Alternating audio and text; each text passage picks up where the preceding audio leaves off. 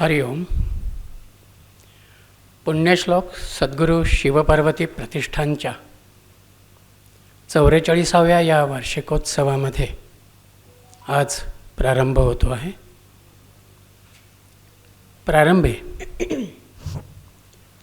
प्रतिष्ठानच्या या 44 वर्षाच्या वाटचालीमध्ये स्थापनेपासून आजपर्यंतच्या कालखंडामध्ये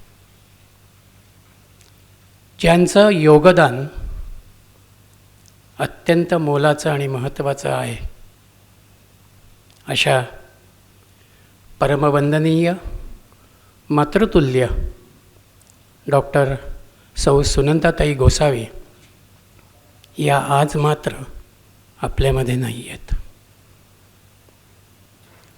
त्यामुळं एक प्रकारानं त्यांची अनुपस्थिती आज देहरूपानं नसली तरीही त्यांनी या 44 वर्षाच्या वाटचालीमध्ये जे लक्षपूर्वक या प्रतिष्ठानच्या उपक्रमांमध्ये मार्गदर्शन केलेलं आहे, सहभाग दिलेला आहे आणि विशेष म्हणजे सत्संग हा त्यांचा श्वास होता. नियमानं अनेकांच्या सत्संगाच्या आयोजनामध्ये पुढाकार घेणं, सहभागी होणं आणि त्यातून आपल्याबरोबर इतरांनाही आनंद देणं हे कार्य त्यांनी अव्याहतपणानं केलेलं आहे. म्हणून संस्कार रूपानं त्यांनी आम्हाला दिलेला हा जो काही आशीर्वाद म्हणूया, ठेवा म्हणूया, तो यापुढच्याही वाटचालीमध्ये आम्हाला जपायचा आहे, सांभाळायचा आहे.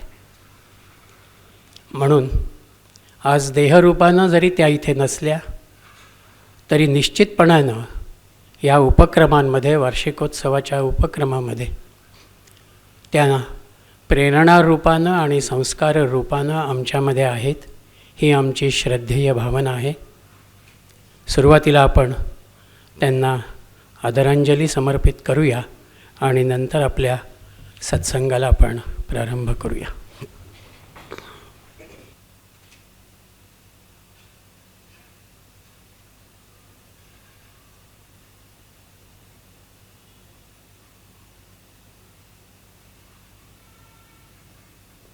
ओम पूर्णमदः पूर्णमिदं पूर्णात् पूर्णमुदच्यते पूर्णस्य पूर्णमादाय पूर्णमेवावशिष्यते.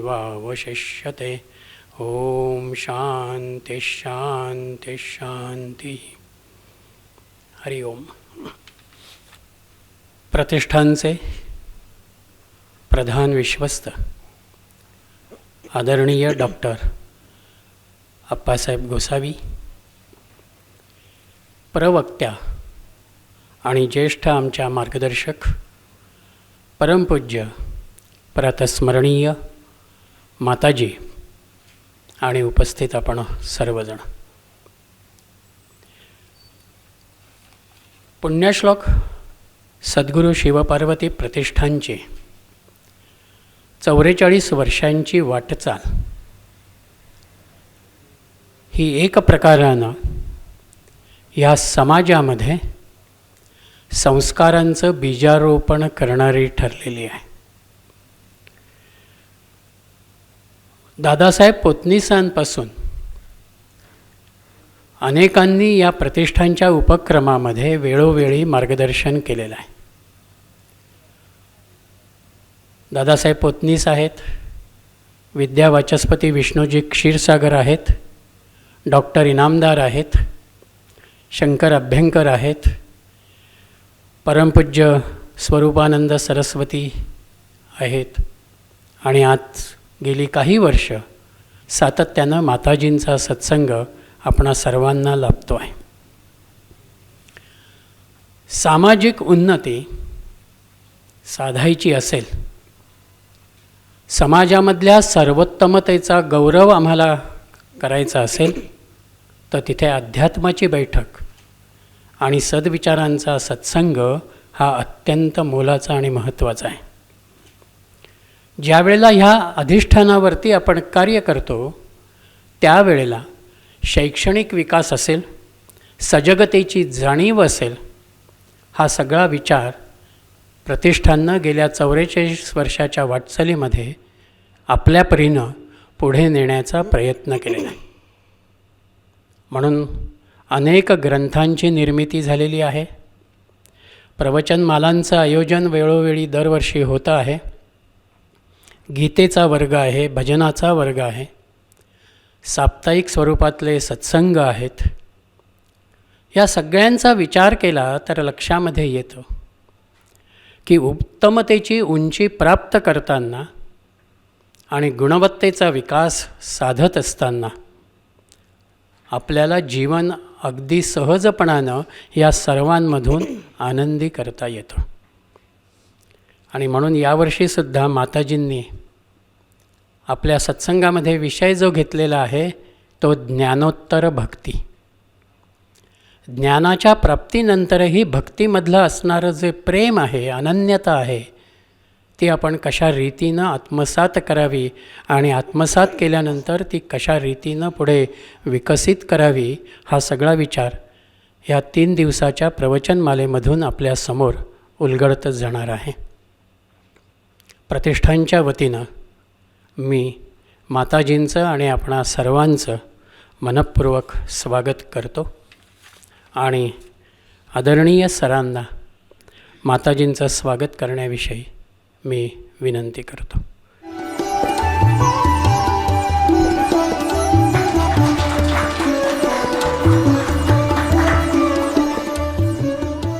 वाचस्पती लक्ष्मीकांत जोशी, आपल्या प्रवक्त्या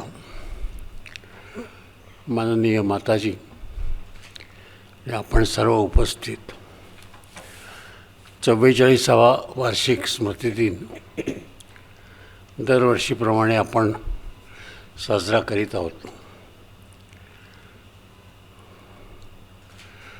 84 लक्ष योनीमध्ये मानवाची एकच योनी आहे की जी स्वतःचा विकास करू शकते.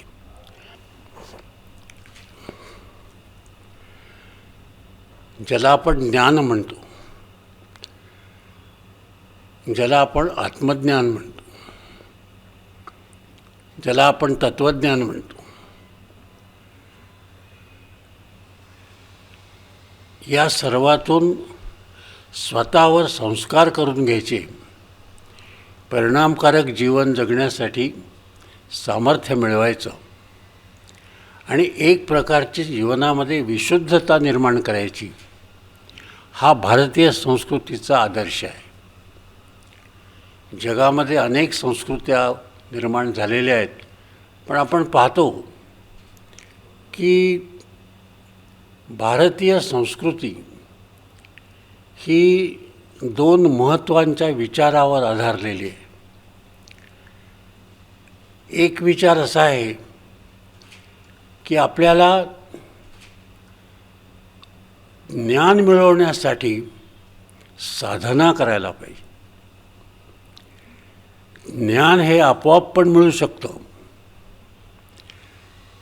पण समाजावर त्याचा परिणाम होण्यासाठी संस्थात्मक आणि गुणात्मक अशा तऱ्हेच्या या ज्ञानाच्या आपल्याला अनेक कक्षा बालसंस्कार केंद्रापासून सुरू कराव्या लागतात.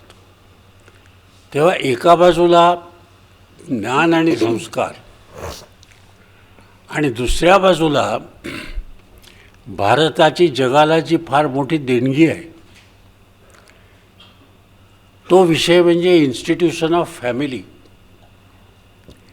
कौटुंबिकता जर निर्माण झाली नाही तर कौशल्याचा काहीच उपयोग नाही. त्यामुळे कौटुंबिकता आणि कौशल्यता ही हातात हात घालून कशी चालेल, हा महत्त्वाचा विचार आपल्याला गेल्या 44 वर्षामध्ये प्रतिष्ठानच्या अनेक उपक्रमामधून, आणि हे सगळं घडून आपोआप आलेलं आहे, काही आपण त्याच्याकरता मुद्दाम काही केलेलं नाही, आजही काही केलेलं नाही, पण ते घडून येते.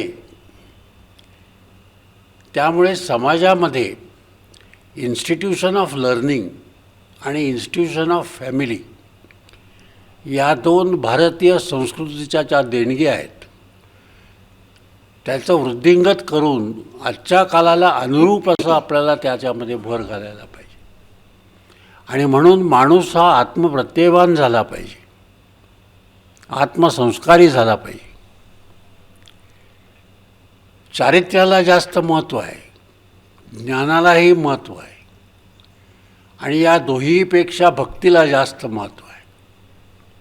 जे काय आपण करतो ते किती मनापासून करतो याला फार महत्त्व आहे. आणि म्हणून आपल्या या भारतीय संस्कृतीमध्ये हा जो एक अनुबंधी आपण निर्माण केलेला आहे, निरनिराळ्या लोकांना अनुबंधी आपण करून घेतलेलं आहे आणि त्यांच्या पायापाशी बसून आपण त्यांच्याकडे बघायचं आहे नुसतं, बाकी काहीच करायचं नाही आहे. अशा तऱ्हेनं या प्रतिष्ठानच्या कामामध्ये एका बाजूला ज्ञानाचा प्रसार होण्यासाठी प्रकाशनं आणि ग्रंथ निरनिराळ्या प्रकारची निर्मिती, आणि दुसऱ्या बाजूला व्याख्यानमाला, प्रबोधनं. तेव्हा आपण असं आपल्या मनाशी ठरवलेलं आहे की आपल्याला दुसरं काहीही करता आलं नाही तरीसुद्धा आपण शिक्षणाच्या अंगानं प्रशिक्षण, प्रबोधन, प्रकाशन आणि प्रशासन या 4 मार्गांनी समाजामध्ये जे काय आपल्याला करायचं आहे ते उत्तम तऱ्हेनं करून त्याचा आदर्श पुढे दाखवू शकतो. आणि आजचा हा प्रसंग किंवा दरवर्षीचा हा असला येणारा उत्सव हा त्याचा एक वस्तुपाठ आहे असं मला वाटतं. गोष्टी घडत असतात, प्रत्येकजण आपापला भाग उचलत असतो, परंतु त्यातून प्रत्येकजण शिकत पण असतो आणि आपल्याला त्यातून आनंदाची निर्मिती आपोआप करता येते. माताजींचं या ठिकाणी होणारं आगमन आणि त्यांनी एखाद्या विषयावरती आपल्यापुढे मांडणारे निरूपण आणि त्यातून आपल्याला होणारा संपूर्ण आनंद आणि एक प्रकारची मनमोकळीपणाची प्रवृत्ती, या सर्व गोष्टी गेली अनेक वर्ष आपण अनुभवत आहोत आणि म्हणून ते चालूच ठेवायचे आहे. आणि त्या दृष्टिकोनातनं त्यांनी त्यात लक्ष घालून आम्हाला हे सहाय्य करायचं ठरवलं. याबद्दल सुरुवातीलाच मी त्यांचे कृतज्ञता व्यक्त करतो, आनंद व्यक्त करतो, धन्यवाद देतो. आणि हे असं याच्यामध्ये 2 गोष्टी आहेत. एक महत्त्वाची गोष्ट अशी आहे की ती रेग्युलरिटी फार महत्त्वाची आहे. त्या तारखेला तेच व्हायला पाहिजे, तसंच व्हायला पाहिजे आणि त्याच पद्धतीनं आपल्या मनावर त्याचा संस्कार झाला पाहिजे. ह्याच्यामध्ये फार मोठं सामर्थ्य आहे. केव्हाही काहीही कसंही करायचं याला काहीच अर्थ राहू शकत नाही. पण आपण हे सातत्यानं साधलेलं आहे आणि तुम्ही त्याचा सहाय्यभूत झालेला आहात. आणि म्हणून ही गोष्ट अत्यंत सातत्यानं जी आपण करतो आहे किंवा ती घडती आहे असं आपण म्हणू, त्याला महत्त्व आहे.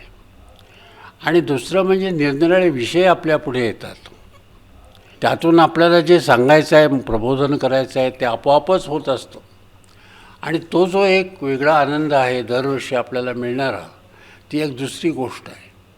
आणि म्हणून यात सातत्यानं वाढ झालेली आहे. आपण पाहिलं आहे की 300हून अधिक दाम्पत्य झाली आपल्याकडे अनुबंधीची, 100हून अधिक ग्रंथ प्रसिद्ध झाले, निरनिराळ्या प्रकारच्या व्याख्यानमाला झाल्या, अनेक विषय आपण त्याच्यामध्ये लक्ष घातलं. अगदी श्रद्धा या विषयापासून तर आजचा आपला जो विषय आहे हा फार महत्त्वाचा विषय आहे. आणि अशा प्रकारच्या विषयामध्ये जी काही गती आहे या श्रेष्ठ मंडळींनी आपल्या व्यासंगानं मिळवलेली आहे ती आपल्याला अत्यंत सोप्या अशा शब्दामध्ये आपल्यापुढे ती येणार आहे. आणि म्हणून त्याचा संस्कार हा फार मोठा होणार आहे. आणि त्या दृष्टीने या सगळ्या उपक्रमाकडे मी पाहतो. आपण सर्वजण याच आनंदानं आलेला आहात त्याबद्दलचा आनंद आणि अभिमान व्यक्त करतो. आणि माताजींना पुष्पहार अर्पण केलेलाच आहे. आता त्यांनी आपल्या प्रवचनाला, निरूपणाला सुरुवात करावी आणि ह्या विषयावरती अत्यंत सोप्या अशा आणि सुलभ आणि ओघळत्या आपल्या वाणीमध्ये त्याच्यावरती प्रकाश टाकावा अशी त्यांना विनंती करून मी आपली रजा घेतो. जय हिंद, जय महाराष्ट्र. माताजींना मी प्रार्थना करतो, आपण प्रारंभ करावा. ॐ सहनाववतु सहनौ भुनक्तु सह वीर्यं करवावहै तेजस्विनावधीतमस्तु मा विद्विषावहै। ॐ शान्ति शान्ति शान्तिः। सदाशिवसमारम्भां शङ्कराचार्यमध्यमाम् अस्मदाचार्यपर्यन्तां वन्दे गुरुपरम्पराम्। श्रुतिस्मृतिपुराणानाम् आलयं करुणालयं नमामि भगवत्पादं शङ्करं लोकशङ्करं। शङ्करं शङ्कराचार्यं केशवं बादरायणं सूत्रभाष्यकृतौ वन्दे भगवन्तौ पुनः पुनः। ईश्वरो गुरुरात्मेति मूर्तिभेदविभागिने व्योमवद्व्याप्तदेहाय दक्षिणामूर्तये नमः। या वर्षीचा आपला विषय आहे ज्ञानोत्तर भक्ती. पण आज विषयाला प्रारंभ करण्यापूर्वी गेली अनेक वर्ष आपण एकत्र येतोय आणि अशा अनेक सत्संगाचा अनुभव, आनंदाची अनुभूती आपण घेतोय. यावर्षी सर्व तसंच आहे, पण तरीसुद्धा काहीतरी वेगळं आहे, काहीतरी उणीव आहे.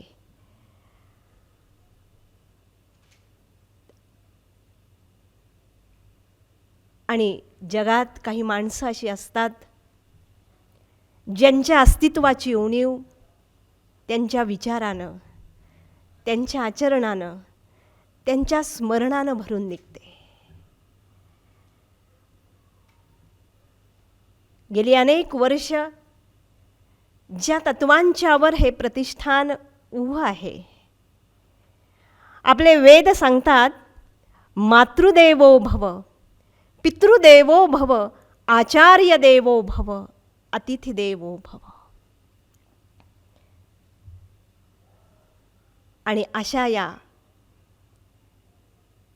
संपूर्ण प्रतिष्ठानाला, किंबहुना आजच्या या समाजामध्ये अशी काही माणसं असतात जी केवळ आपल्या जन्म दिलेल्या मुलांपुरतेच मर्यादित न राहता सर्व समाजाचंही मातृत्व तोलू शकतात, पेलू शकतात. आणि म्हणूनच आज मला या ठिकाणी खूप प्रकर्षानं स्मरण होतं आहे ते म्हणजे आदरणीय डॉक्टर सुनंदाताई गोसावी यांचं. आणि म्हणून या व्याख्यानमालेच्या प्रारंभीच आदरणीय ताईंचं स्मरण करते, त्यांच्या चरणी नतमस्तक होते आणि मगच आपण प्रारंभ करूयात.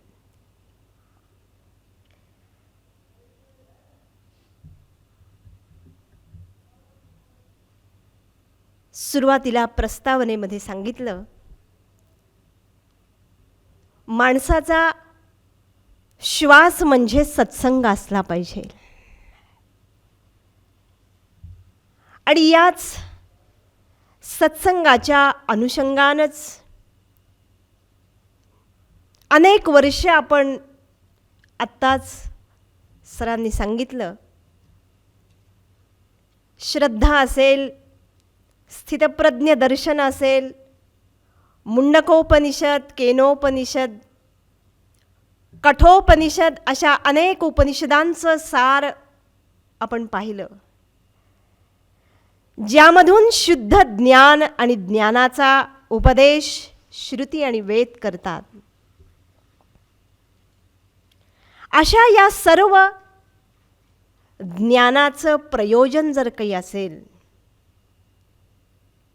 या सर्व ज्ञानाचं फळ जर काही असेल तर ते म्हणजेच आपल्या सगळ्यांच्या आयुष्यामध्ये आपण जे जे आयुष्यभर अनुभवतोय आणि सुखापेक्षा पुष्कळ वेळेला दुःखाचे अनेक संकटांचे असणारे प्रसंग आणि आघात ज्यावेळी आयुष्यामध्ये होतात, त्यावेळी या सर्व आघातांच्या पासून, दुःखांच्या पासून मुक्त होणं हाच प्रत्येक मनुष्याचा शोध आणि प्रयत्न आहे. आणि यासाठीच हे सर्व ज्ञान, सर्व ग्रंथ, सर्व वेद, आमचे सर्व संत आणि त्यांचा असणारा उपदेश हेच या सर्वांच्या मागचं एकमेव प्रयोजन आहे. आणि म्हणूनच गेली 10 वर्ष अनेक प्रकारचे विषय पाहिल्यानंतर यावेळी सरांनी मला विषय कळवला ज्ञानोत्तर भक्ती. अतिशय सुंदर असणारा हा शास्त्रामधला एक विषय आहे. सर्व संतांनी वापरलेला हा शब्द आहे आणि ज्ञानोत्तर भक्ती हा विषय म्हणण्यापेक्षा ज्ञानानंतर असणारी एक अतिशय सुंदर आणि दिव्य असणारी अनुभूती आणि अवस्था आहे. अध्यात्म मार्गामध्ये प्रवेश केल्यानंतर आपण अनेक प्रकारचे शब्द श्रवण करतो. त्याच्यामध्ये ज्ञानयोग हा शब्द असेल, भक्तियोग हा शब्द असेल, कर्मयोग हा शब्द असेल, ध्यान असेल, योग असेल, साधना असेल, उपासना असेल, ईश्वर असेल, परब्रह्म स्वरूप असेल, आत्मसाक्षात्कार, आत्मानुभूती, असे अनेक शब्द आपण सगळेजण ऐकत असतो. किंबहुना अध्यात्म समजावून घेत असताना आपल्या हातात जे जे काही अध्यात्मपर पुस्तक किंवा ग्रंथ पडेल त्यामध्ये आपण हे सर्व शब्द अनेक वाचतही असतो. शब्द अनेक आहेत, पण या सगळ्या शब्दांचा खरा असणारा, शुद्ध असणारा, सरळ आणि स्पष्ट असणारा अर्थ समजणं आवश्यक आहे. साधकाला, प्रत्येक मनुष्याला पूर्णत्वापर्यंत पोचण्यासाठी असणारे हे सगळे शब्द म्हणजे जणू काही हे सगळे मार्ग आहे. जसं एखादं सुंदर असणारं मंदिर एखाद्या पर्वताच्या शिखरावर जर असेल तर तुम्ही पहा, अनेक माणसं आहेत, अनेक भक्त आणि भाविक आहेत. त्या मंदिरापर्यंत पोहोचत असताना प्रत्येकजण एकाच मार्गानं जाईल असं नाही. पर्वताच्या पायथ्यापासून अनेक मार्ग निघतात, अनेक साधनही आहेत. प्रत्येक माणूस आपापला पंथ, आपापला रस्ता शोधेल आणि वरपर्यंत जाईल. पण तुम्ही पहा, मार्ग, रस्ते आणि साधनं जरी बदलली तरी सगळ्या शेवटी ती सगळी माणसं एकाच स्थानापर्यंत जाऊन पोहोचतात. याचं कारण ते मंदिर हेच आम्हा सगळ्यांचं ध्येय आणि एकच असणारं साध्य आहे. तसंच गीतेमध्ये असेल, शास्त्रामध्ये असेल, आपले सगळे संत असतील, त्यांनी ज्ञान, भक्ती, ध्यान, योग असे अनेक जरी शब्द आणि मार्ग सांगितलेले असतील तरीही या सगळ्या मार्गांची परिसमाप्ती, शेवट, गंतव्यस्थान मात्र एकच आहे. आणि ते म्हणजेच शास्त्रकार फार सोप्या भाषेत सांगतात, अत्यंत दुःख निवृत्ती निरतिशय आनंदस्य प्राप्ती.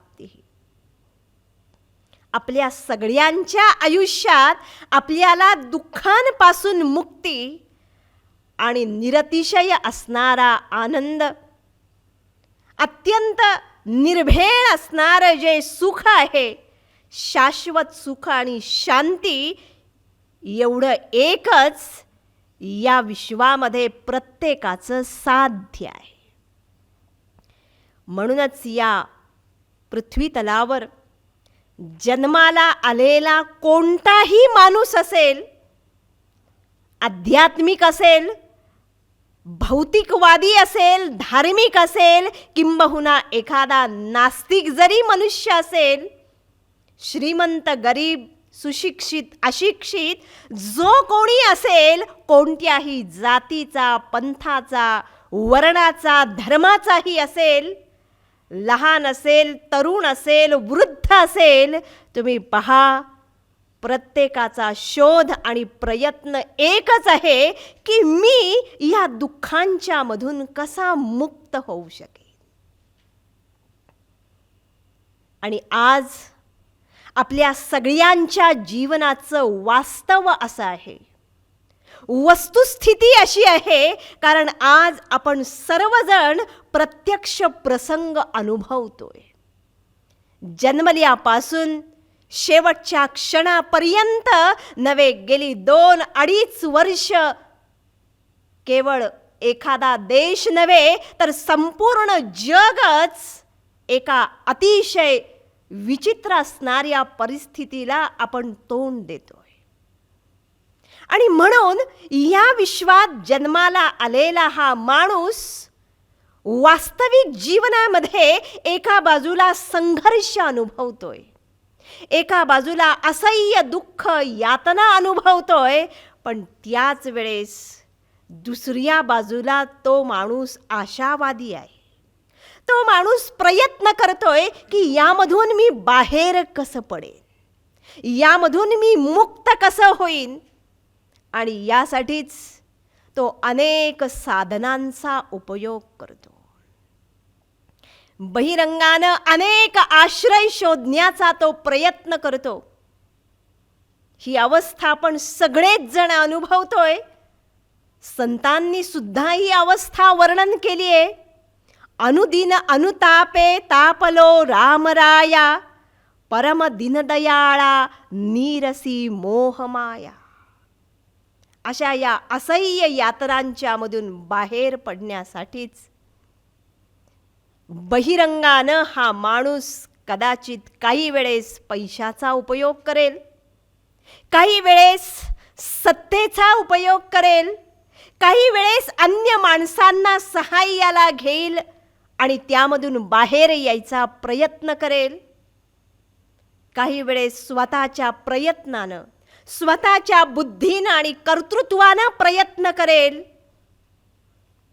परंतु या सर्वांचा उपयोग जरी केला तरी सुद्धा शास्त्र आणि संत, आमचं हे ज्ञान, आमचे हे वेद सांगतात की यामधून मनुष्याला खऱ्या अर्थानं बाहेर पडायचं असेल तर त्याच्या आयुष्यामध्ये त्याला एक वैचारिक बैठक आणि हे गुह्य असणारं ज्ञान आवश्यक आहे. ज्ञानानं मनुष्याला जी शांती मिळते, ती शांती आणि ते शाश्वत सुख या जगात अन्य कोणत्याही बहिरंग साधनानं मिळत नाही. आणि म्हणूनच हाच ज्ञानाचा असणारा उपदेश आपले सर्व ग्रंथ, सर्व संत आणि सर्व आचार्य अनादि काळापासून आजही युगायुगांच्या मध्ये हे गुह्य असणारं ज्ञान अखंडपणानं उपदेश करतात. आणि या सगळ्या ज्ञानाचा मूळ स्रोत जर काही असेल तर तो स्रोत, ज्ञानाचं उगमस्थान म्हणजेच आपले 4 वेद आहे. ऋग्वेद, यजुर्वेद, सामवेद आणि अथर्ववेद. आपण अनेक वेळेला उपनिषद पाहताना हा भाग पाहिलाय. थोडक्यात आपण पाहू.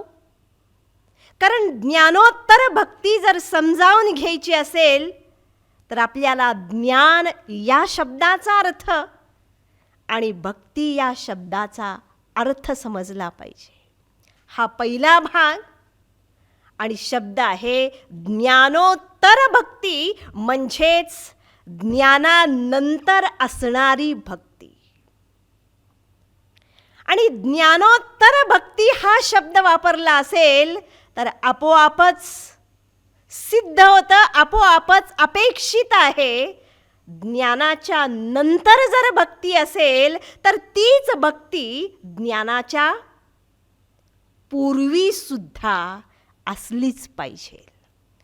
म्हणजेच ज्ञानपूर्व भक्ती आणि ज्ञानोत्तर भक्ती.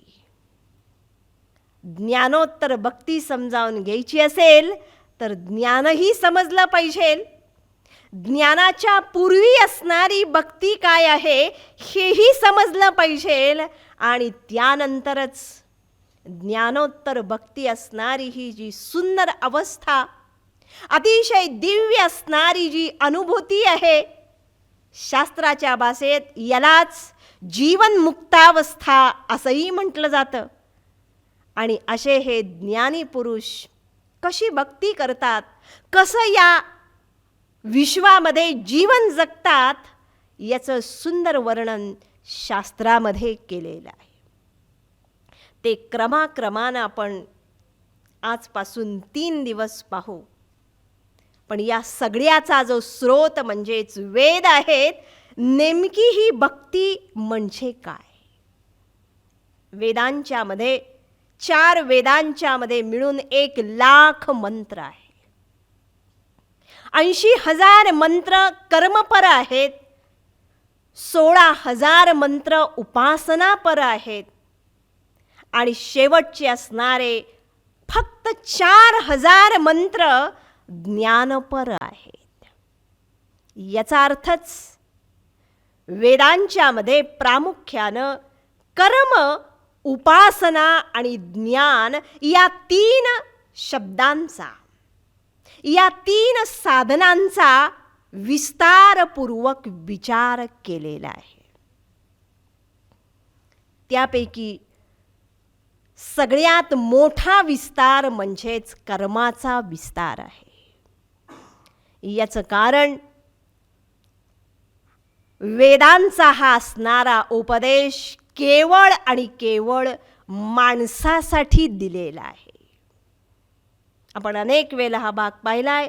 सरांनी प्रस्तावनेमध्ये सुद्धा सांगितलं की हे सगळं ज्ञान, सत्संग असेल, ज्ञान असेल, हे सर्व शिक्षण असेल, हे सर्व केवळ या जगात जे अनेक प्राणीमात्र आहेत त्यांच्यामध्ये सर्वश्रेष्ठ असणारा जो मनुष्य प्राणी, या माणसासाठीच हे ज्ञान वेद देतात. आणि आपल्या सगळ्यांचं माणसांचं जीवन जर पाहिलं जन्मल्यापासून, तर हे आपलं जीवन कर्मप्रधान आहे. भगवान गीतेमध्ये फार सुंदर सिद्धांत मांडतात, नहि कश्चित क्षणमपि जातु तिष्ठत्य कर्मकृत. भगवान अर्जुनाला सांगतात, अर्जुना, या विश्वामध्ये जन्माला आलेला माणूस एक क्षणभर सुद्धा कर्म न करता राहू शकत नाही. म्हणून तरी तुम्ही पहा, आपण सतत कोणत्या ना कोणत्या तरी कर्मामध्ये व्यस्त आहोत. सकाळी उठल्यापासून आपण सतत काम करतोय, रात्री झोपतानाच आदल्या दिवशी ठरवतो उद्या आपल्याला, बरोबर ना, काय काय करायचं आहे, यादी तयार आहे. आणि आपल्याला वाटतं एवढी कामं आता संपली की आपली सगळी तयारी, सगळं झालं, सगळी कामं झाली, आजचा दिवस उजाडतो. तुम्ही पहा, उठल्यापासून आपण प्रारंभ करतोय, दिनयामिन्यौ सायं प्रातः. दिवस उजाडतो, दुपार होते, संध्याकाळ होते. दिवस आणि काळ इतका गतिमान आहे, रात्र होते त्यावेळेस आपल्याला पुन्हा जाणीव होते की बाप रे, आज जरी इतकी कामं केली तरी उद्या अजून भरपूर कामं आहेत. तुम्ही पहा, हा माणूस शेवटपर्यंत कर्म करतोय. आणि म्हणूनच शास्त्रामध्ये कुठंही, कारण कर्म करणं हा माणसाचा, या शरीराचा आणि इंद्रियांचा स्वभाव आहे. म्हणून तरी तुम्ही शास्त्र पहा, गीता पहा, भगवान कधीही तू कर्म करू नकोस असं म्हणत नाही. म्हणतायत कुठं? उलट गीता सांगते आम्हाला, कर्मण्ये वाधिकारस्ते मा फलेषु कदाचन नियतं कुरु कर्मत्वं कर्म ज्यायो ह्यकर्मणः. अर्जुना, तुझं जे नियत कर्म आहे ते शेवटपर्यंत तुला केलंच पाहिजे. म्हणून तरी आपल्या या विश्वामध्ये जी जी श्रेष्ठ आणि आदर्श विभूती कोणत्याही क्षेत्रामध्ये तुम्ही पहा, ज्ञान असेल, भक्ती असेल, शिक्षण असेल, कला असेल, क्रीडा असेल, जी जी क्षेत्र या जगामध्ये आहेत त्यामध्ये जी शेवटपर्यंत माणसं जातात, आदर्श ठरतात, त्यांचं संपूर्ण जीवन हे कर्मयोगाचं जीवन आहे. फक्त भगवान आणि शास्त्र आपल्याला एकच सांगतात, तुला कर्म तर केलंच पाहिजे, फक्त करताना काय करावं आणि काय करू नये याचं स्वातंत्र्य तुला दिलेलं आहे. आणि म्हणून उपदेश जर असेल तर बाबा रे, अगदी सोप्या भाषेत, वाईट करण्यापेक्षा तू चांगलं कर्म कर. सत्कर्मयोगे वयघाल व्हावे. समर्थ सोप्या भाषेत सांगतात, सदाचार हा थोर सांडून येतो, जनी तोचितो मानवी धन्य होतो. जनी निंद्यते सर्व सोडोनी द्यावे, जनी वंद्यते सर्व भावे करावे. आणि म्हणूनच या वेदांच्या मध्ये असणाऱ्या 80,000 मंत्रांच्या मधून श्रुती या मनुष्याला, या मानवाला वाईट कर्मांच्या पासून निषिद्ध असणाऱ्या, भयंकर असणाऱ्या पापकर्मांच्या पासून निवृत्त करते आणि श्रुती माणसाला चांगल्या कर्मात प्रवृत्त करते. याचं कारण मनुष्य बहिरंगानं कितीही मोठा असेल तरी त्याच्या आयुष्यामध्ये चारित्र्य आणि आचार धर्म आवश्यक आहे. भगवान व्यास महाभारतामध्ये सांगतात, आचारहा परमहा धर्महा. आणि म्हणून या वेदांनी मनुष्याला कर्मासारखं एक इतकं सुंदर साधन दिलेलं आहे की त्याच कर्मानं मनुष्य निकृष्ट अवस्थेपासून परमोच्च अवस्थेपर्यंत जाऊ शकेल. भगवान यालाच गीतेत कर्मयोग, निष्काम कर्मयोग, त्यालाच काही वेळेला सेवामय असणारं जीवन असा शब्द वापरला जातो. हा पहिला वेदातला भाग आहे. दुसरा भाग जर असेल तर 16,000 मंत्र उपासना पर आहे. आणि या उपासनेमध्येच आपण जे शास्त्रामध्ये अनेक साधना, अनेक उपासना ज्या ऐकतो आणि वाचन करतो, या सगळ्या साधना या उपासनेमध्ये अंतर्भूत होतात. आणि उपासना जर सांगितली असेल त्याचं प्रयोजन एकच, कर्म हे शरीरासाठी, इंद्रियांच्यासाठी सांगितलं. तेच सत्कर्म जर केलं तर अंतःकरणाची शुद्धी होते आणि मनुष्य चारित्र्य संपन्न होतो. त्यानंतर उपासना सांगितली असेल याचं प्रयोजन एकच, माणसाच्या मनासाठी उपासना सांगितली आहे. कारण शरीरानं जरी कर्म केलं बहिरंगानं, तरी आमच्या सगळ्यांचं जीवन हे आमच्या मनावर अवलंबून आहे. म्हणून तरी श्रुती सांगते, मन एव मनुष्याणाम कारणं बंधमोक्षयो. आपलं मन जर प्रसन्न आणि सुखी असेल तर आमचं जीवन आनंदी आहे. आणि मनच जर दुःखी असेल, मनच जर उदास आणि कामक्रोधादी विकारांनी युक्त जर असेल, तर तेच मन आमच्या दुःखाला आणि अशांतीला कारण होतं. हा एक भाग. आणि दुसरा भाग, आपल्या सगळ्यांची एक फार मोठी समस्या आहे, जी समस्या गीतेमध्ये अर्जुन स्वतःच भगवंताला सांगतो. भगवान अखंड अर्जुनाला उपदेश करतायत. 5 अध्याय होतात आणि 6व्या अध्यायामध्ये भगवान ध्यानयोग सांगतात, अर्जुना तुझं मन तू स्थिर कर. त्यावेळेस अर्जुन अतिशय प्रामाणिकपणानं भगवंताला सांगतोय, भगवंता अरे तू सांगतोस खरं की तुझं मन एकाग्र कर. तुम्ही पहा, आजही या सगळ्या शिक्षण संस्था आहेत, सगळे शिक्षक आहेत, आपण सगळे सांगतोय विद्यार्थ्यांना मनापासून अभ्यास करा, अभ्यासात मन एकाग्र करा. तुम्ही पहा, बाकी सगळं वाचन होतंय, पाठांतर होतंय, पण अभ्यासामध्ये मन एकाग्र होत नाही. हा विद्यार्थ्यांचाही प्रॉब्लेम आहे, हा सगळ्यांचाच प्रॉब्लेम आहे, नवे साधकांचा सुद्धा हाच प्रॉब्लेम आहे. आम्ही करतोय हो, वर्षानुवर्ष जप करतोय, पण आमचं मन एकाग्र होत नाही.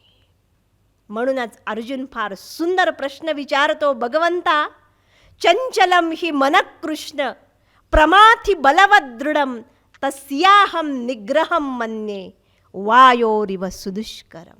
फार सुंदर दृष्टांत दिलाय अर्जुनानं. अर्जुन सांगतोय, भगवंताला समजावून सांगतोय, अरे भगवंता तू सांगतोस मन स्थिर आणि एकाग्र करावं, पण माझं मन इतकं चंचल आहे, इतकं अस्थिर आहे, एका विषयामधून दुसऱ्या विषयावर, तिसऱ्या विषयावर अखंड भरकटतंय. मी प्रवचन ऐकायला बसतोय खरं, 5 मिनिट एकाग्र होतं, आपण बसतो शरीरानं, पण काय होतं माहीत नाही. ते मन शरीराला इथं बसवतं आणि एका क्षणात बाहेर तासनतास जाऊन विषय चिंतनामध्येच भरकटतंय, अस्थिर आणि अस्वस्थ होतंय. आणि एकदा मन भरकटलं, तुम्ही पहा आपल्याला नको त्या गोष्टी आठवायला लागतात. माग गेलेला भूतकाळ असेल आणि भूतकाळ नसेल तर आपलं मन इतकं नाठाळ आणि खट्याळ आहे, भविष्य काळाचं ते चिंतन करत आहे. आता प्रवचन संपल्यावर मला काय काय करायचं आहे, आणि सध्या तुम्ही ऑनलाईन प्रवचन ऐकताय, त्याच्यामुळे घरात सगळं समोर आहे. आता याच्यानंतर काय, सतत उद्या काय, भविष्य काय, भविष्यामध्ये माझं असणारं जीवन काय, आपण सातत्यानं विचार करतोय आणि हे मन सतत भरकटतंय. आणि असा असणारा हा जो दोष आहे, तुम्ही पहा कितीही तुम्ही प्रयत्न करा त्या मनाला ओढण्याचा, मनाला पुन्हा पुन्हा या ठिकाणी आणण्याचा, पण ते मन जसं बहिणाबाई सांगतात, मन वढाय वढाय उभ्या पिकातलं ढोर, किती हाकला हाकला फिरी येत पिकावर. आज ही भयंकर असणारी अवस्था आपण सर्वजण अनुभवतोय. मनामध्ये इतके असंख्य विचार आहेत आणि आपल्या विचारांचा वेग सुद्धा आपल्याला चालायला वेळ लागेल, कर्म करायला वेळ लागेल, पण मनाचा वेग मात्र इतका प्रचंड आहे. अर्जुन दृष्टांत देतोय, वायो हो इव सुदुष्कर. वाऱ्याचा जसा वेग असतो, हवामान अंदाज सांगतात वाऱ्याचा ताशी वेग इतका इतका आहे. अर्जुन सांगतोय, भगवंता वाऱ्यालाही मागं पाडेल असं माझं मन आहे.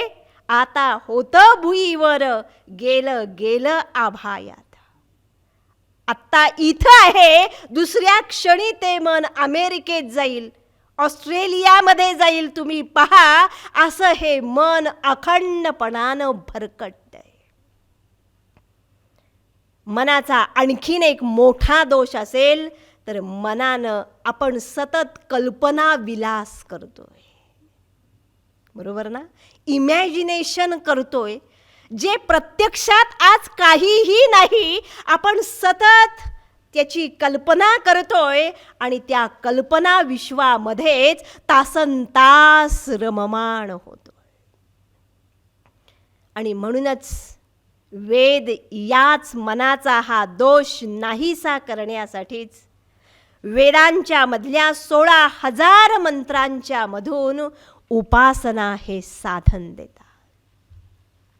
आणि याच उपासनेमध्ये आपला जो विषय आहे भक्ती, ही साधना या उपासनेमध्ये अंतर्भूत आहे.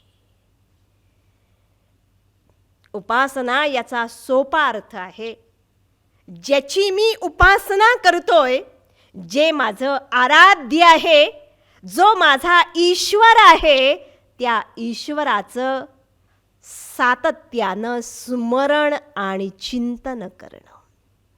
मनानं त्या उपास्य विषयाच्या जवळ बसणं याला म्हणतात उपासना. आणि म्हणूनच शास्त्रामध्ये कायिक उपासना म्हणजे शारीरिक उपासना, वाचिक उपासना आणि मानसिक असणाऱ्या उपासना सांगितल्या जातात. शारीरिक उपासना असेल तर भगवान फार सोप्या भाषेत सांगतात, देव द्विज गुरु प्राज्ञ पूजनम शौचमार्जवम. आपल्यापेक्षा श्रेष्ठ असणाऱ्या संत महात्म्यांचं पूजन असेल, सेवा असेल, ईश्वराची पूजा असेल, अहिंसा असेल, ही सर्व शारीरिक असणारी तपश्चर्या आहे. भगवान वाचिक उपासना सांगतात, अनुद्वेग करम वाक्यम सत्यम प्रियहितं च यत् स्वाध्यायाभ्यसनं चैव वाङ्मयं तप उच्यते. दुसऱ्याला उद्वेग होईल असं न बोलणं, प्रिय बोलणं आणि सत्य बोलणं, जे मी अध्ययन करतोय त्याच विषयी बोलणं, म्हणजेच दुसऱ्याची निंदा, नालस्ती, अपमान अशा चर्चा न करणं आणि या वाणीवर पूर्णतः संयमन करणं, ही वाचिक उपासना. आणि भगवान तिसरी उपासना सांगतात, मानसिक उपासना. मन प्रसाद सौम्यत्वम मौनम आत्मविनिग्रह भाव संशुद्धिरित्येतत् तपो मानसमुच्यते. फार सुंदर सांगतात भगवान, मन प्रसाद सौम्यत्वम, मनाची प्रसन्नता ठेवणं, हे सुद्धा एक फार मोठं मानसिक तपस आहे. अंतःकरणाची शुद्धी करणं आणि असं हे मन प्रसन्न ठेवून मनानं चांगलं चिंतन करणं. आणि अशा या कायिक, वाचिक आणि मानसिक उपासना विस्तारपूर्वक वेदांच्या मध्ये या 16,000 मंत्रांच्या मधून सांगतात. त्याच्यामध्येच भक्तीची असणारी ही साधना येते. आपण पाहू, ज्या वेळेस भक्तीची मीमांसा केली जाते, कारण भक्ती हे सुद्धा एक शास्त्र आहे. काही वेळेस भक्तियोग हा शब्द वापरला की साधारण ज्ञानमार्गी असणाऱ्या लोकांना वाटतं भक्ती ही गौण आहे आणि निकृष्ट आहे, आणि काही वेळेस भक्तिमार्गानं जाणाऱ्या साधकांना असं वाटतं की ज्ञान हे अतिशय कोरडं आणि रुक्ष आहे. परंतु ज्या वेळेस ज्ञान आणि भक्ती याची मीमांसा शास्त्रकार करतात, आचार्य करतात, त्यावेळेस आपल्याला समजतं की ज्ञान आणि भक्ती हे दोन शब्द जरी असतील तरी दोन्हींचाही अर्थ मात्र एकच आहे. याचं कारण ज्ञानी हा भक्त असलाच पाहिजे आणि भक्त हा ज्ञानी असलाच पाहिजे. ज्ञानाशिवाय भक्ती नाही आणि भक्तीशिवाय ज्ञानाची सुद्धा प्राप्ती होऊ शकत नाही. क्रमानं आपण मीमांसा पाहू. वेदांच्या मध्ये तिसरा भाग सांगितलाय, तो म्हणजेच ज्ञानपर असणारा भाग 4000 शेवटच्या मंत्रांच्या मधून, आणि ते ज्ञान म्हणजेच स्वस्वरूपाचं असणारं ज्ञान. साधकाला, ज्ञानी पुरुषाला किंबहुना भक्ताला सुद्धा समजणं आवश्यक आहे की मी स्वतः कोण आहे. जो मी ईश्वराची भक्ती करतोय त्या साधकाला, त्या भक्ताला ईश्वर कोण आहे हे तर समजलं पाहिजेच, पण त्याचबरोबर मी कोण आहे आणि सगळ्या शेवटी मी स्वतःच ईश्वर स्वरूप आहे. हीच ज्ञानाची आणि भक्तीची परिसमाप्ती आणि साध्य आहे. आणि याच प्रकारानं हे वेद या 1,00,000 मंत्रांच्या मधून सत्कर्मही सांगतात, काय करावं आणि काय करू नये म्हणजेच विधी आणि निषेधही सांगतात. तेच वेद या मनुष्याला उपासना म्हणजेच साधना सांगतात, मनाच्या एकाग्रतेसाठी आणि शुद्धीसाठी. आणि ज्यावेळेस कर्म आणि उपासनेच्या साह्यानं असं हे मन शुद्ध आणि एकाग्र होईल, अतिशय शांत होईल, त्याच वेळेस त्या अंतःकरणामध्ये या ज्ञानाचं असणारं बीज पेरलं जातं. आणि मगच या 4000 मंत्रांच्या मधून वेद हे गुह्य ज्ञान सांगतात. जसं भगवान शब्द वापरतात, अर्जुना, मी तुला जे ज्ञान सांगणार आहे ते ज्ञान भौतिक विषयांचं किंवा विश्वाचं ज्ञान नव्हे, तर ते ज्ञान म्हणजेच राजविद्या, राजगुह्यम पवित्रम इदम उत्तमम. असं हे श्रेष्ठ असणारं ज्ञान वेद या शेवटच्या वेदांचा शेवटचा भाग म्हणजेच वेदांत शास्त्र होय. ही सर्व असणारी उपनिषद होय. आणि अशा या उपनिषदांच्या मधून या 4000 मंत्रांच्या मधून हे ज्ञान सांगितलं जातं. आणि हे सांगत असतानाच उपासनेमध्ये जी भक्ती अंतर्भूत होते, आपण आत्ताच पाहिलं, ज्ञानोत्तर भक्ती जर समजावून घ्यायची असेल तर आपल्या सगळ्यांना ज्ञानपूर्व असणारी भक्ती समजणं आवश्यक आहे. म्हणून भक्तीचे प्रामुख्यानं 2 प्रकार सांगतात, 2 शब्द वापरले जातात. एक आहे साधन भक्ती आणि दुसरी आहे साध्य भक्ती. जी साधन भक्ती आहे ती ज्ञानाला साधन सहाय्यकारी असणारी ज्ञानपूर्व भक्ती, आणि साध्य भक्ती म्हणजेच ज्ञानोत्तर असणारी भक्ती होय. आणि याच साधन भक्तीच्या साह्यानंच, कारण भक्ती करायची म्हणजे तरी काय करायचं हे समजलं पाहिजे. आपणही शब्द सहजपणानं वापरतो, आता आम्ही भक्ती मार्गाला लागलोय, बरोबर ना? आता आम्ही अध्यात्म मार्गाला लागलोय, आम्ही आता ज्ञान मार्गाला लागलोय. उपनिषद शिकायला लागली की आपण म्हणतो आम्ही ज्ञानमार्गाला लागलोय. भजनाच्या क्लासला जायला लागलो की आपण शब्द वापरतो, बरोबर ना. आम्ही भक्ती मार्गाला लागलोय. आणि म्हणूनच या ठिकाणी शास्त्रामध्ये फार सुंदर मीमांसा करतात की ही जी साधन भक्ती आहे, शास्त्रामध्ये या साधन भक्तीचं वर्णन करताना साधकाला अनेक छोट्या छोट्या सुंदर साधना दिलेल्या आहेत. खरोखरच आपण काय करावं आणि भक्ती म्हणजे काय? कारण भक्ती म्हणजेच प्रेम, भक्ती म्हणजेच भाव आहे. कारण भक्ती ही एक शारीरिक असणारी क्रिया नाही. जसं वेदांच्या मध्ये कर्मपर असणाऱ्या भागात अनेक कर्म सांगितलेली आहेत. तू हे कर्म कर आणि ते केलं की तुला हे फळ मिळेल. हा यज्ञ केलास की तुला स्वर्गादींची प्राप्ती होईल. पुत्र कामेष्टी सारखे यज्ञ केलेस तर पुत्रप्राप्ती वगैरे दी प्राप्ती होईल. कर्मपर भागात अशी अनेक क्रिया प्रधान असणारी कर्म सांगितलेली आहे. पण ज्या वेळेस आम्ही भक्ती हा शब्द वापरतो, खरोखरच आपण वर्षानुवर्ष भक्ती मार्गामध्ये आहोत खरं. जसं आचार्य सुद्धा सांगतात, भज गोविंदम भज गोविंदम गोविंदम भज मूढमते. आम्ही भक्ती करतोय, पण भक्ती करायची म्हणजे एक्झॅक्टली काय करणार? बघा तुम्ही, व्यवहारामध्ये आपण शब्द वापरतो, माझं तुझ्यावर काय आहे?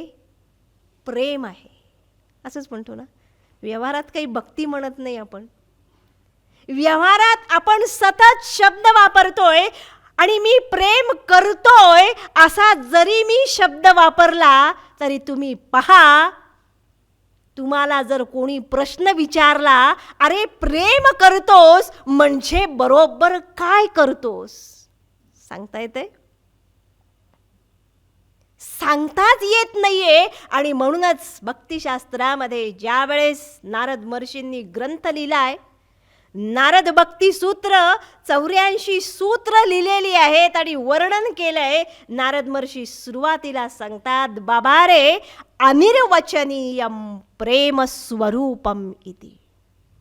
प्रेमाचं स्वरूप, प्रेमाचा असणारा जो भाव आहे, भक्तीचा असणारा जो भाव आहे, तो अनिर्वचनीय आहे. म्हणजेच तो शब्दानं सांगता येत नाही. बरोबर. कर्माचं वर्णन कराल, कदाचित ज्ञानामध्ये उपनिषद ऐकली असतील तर तुम्ही परब्रह्माचंही वर्णन कराल. सत्यम ज्ञानम अनंतम ब्रह्म. तुम्हाला सांगितलं हे वर्णन करा. आता तर जगामध्ये कशाची माहिती हवी असेल आणि वर्णन ऐकायचं असेल तर तुम्हाला सगळीकडं उपलब्ध आहे.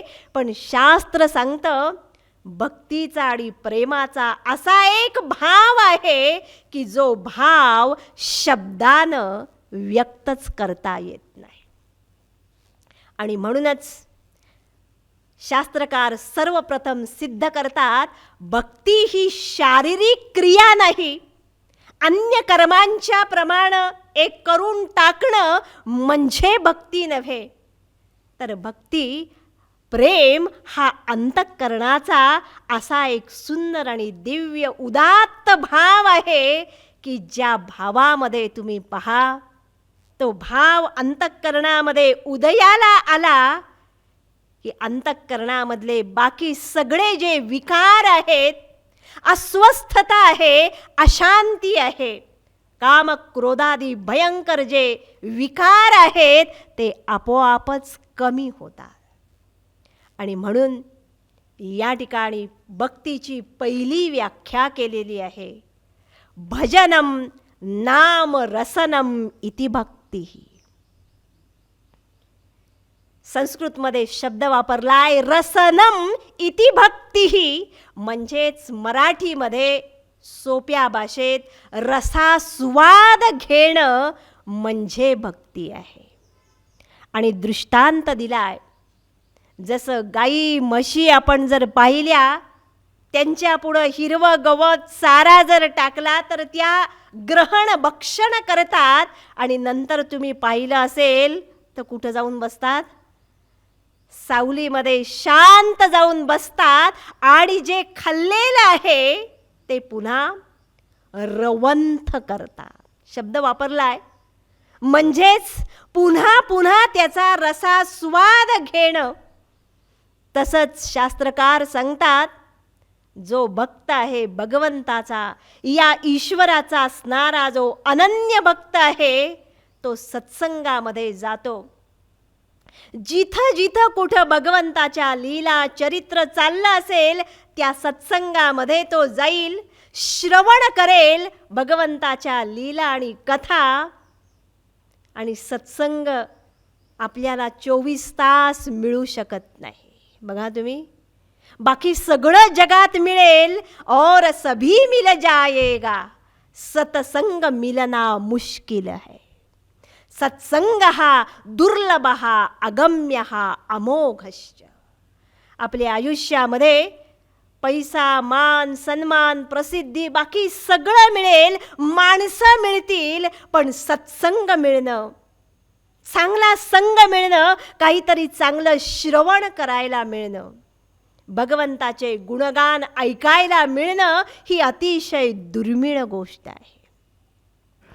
आणि म्हणूनच साधक हा भक्त सत्संगामध्ये जाईल, एकाग्र मनानं तल्लीनतेनं. तुम्ही पहा, ज्ञान अवघड ऐकायचं असेल तर तिथं प्रयत्न आहेत, पण ज्या वेळेस तुम्ही सगळ्यांनी श्रीमद भागवत अनेक वेळेला श्रवण केलं असेल, भगवंताच्या ज्यामध्ये लीला आणि कथा आहेत, भगवंताची चरित्र तो भक्त ज्या वेळेस श्रवण करायला बसेल त्यावेळेस तो विश्वाचं भान नव्हे देहाचंही भान आपोआप हरपतो.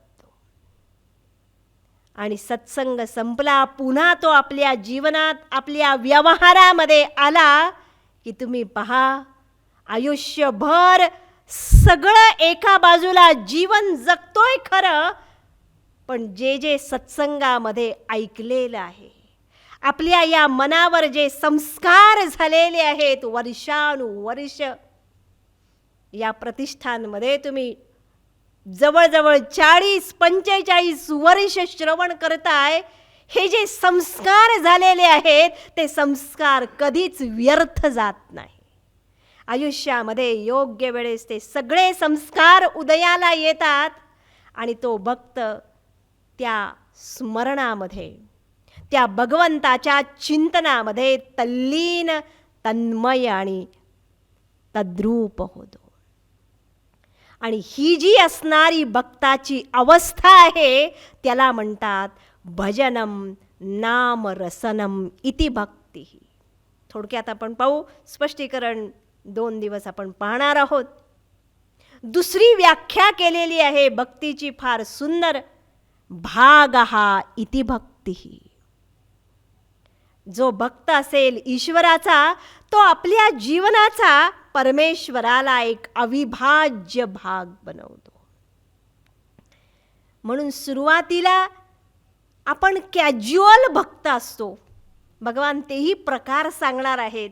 भक्तांच्या मध्ये सुद्धा तरतम भाव आहेत, भावांच्या मध्ये तरतम भाव आहे. भक्तांचे सुद्धा अनेक प्रकार आहेत.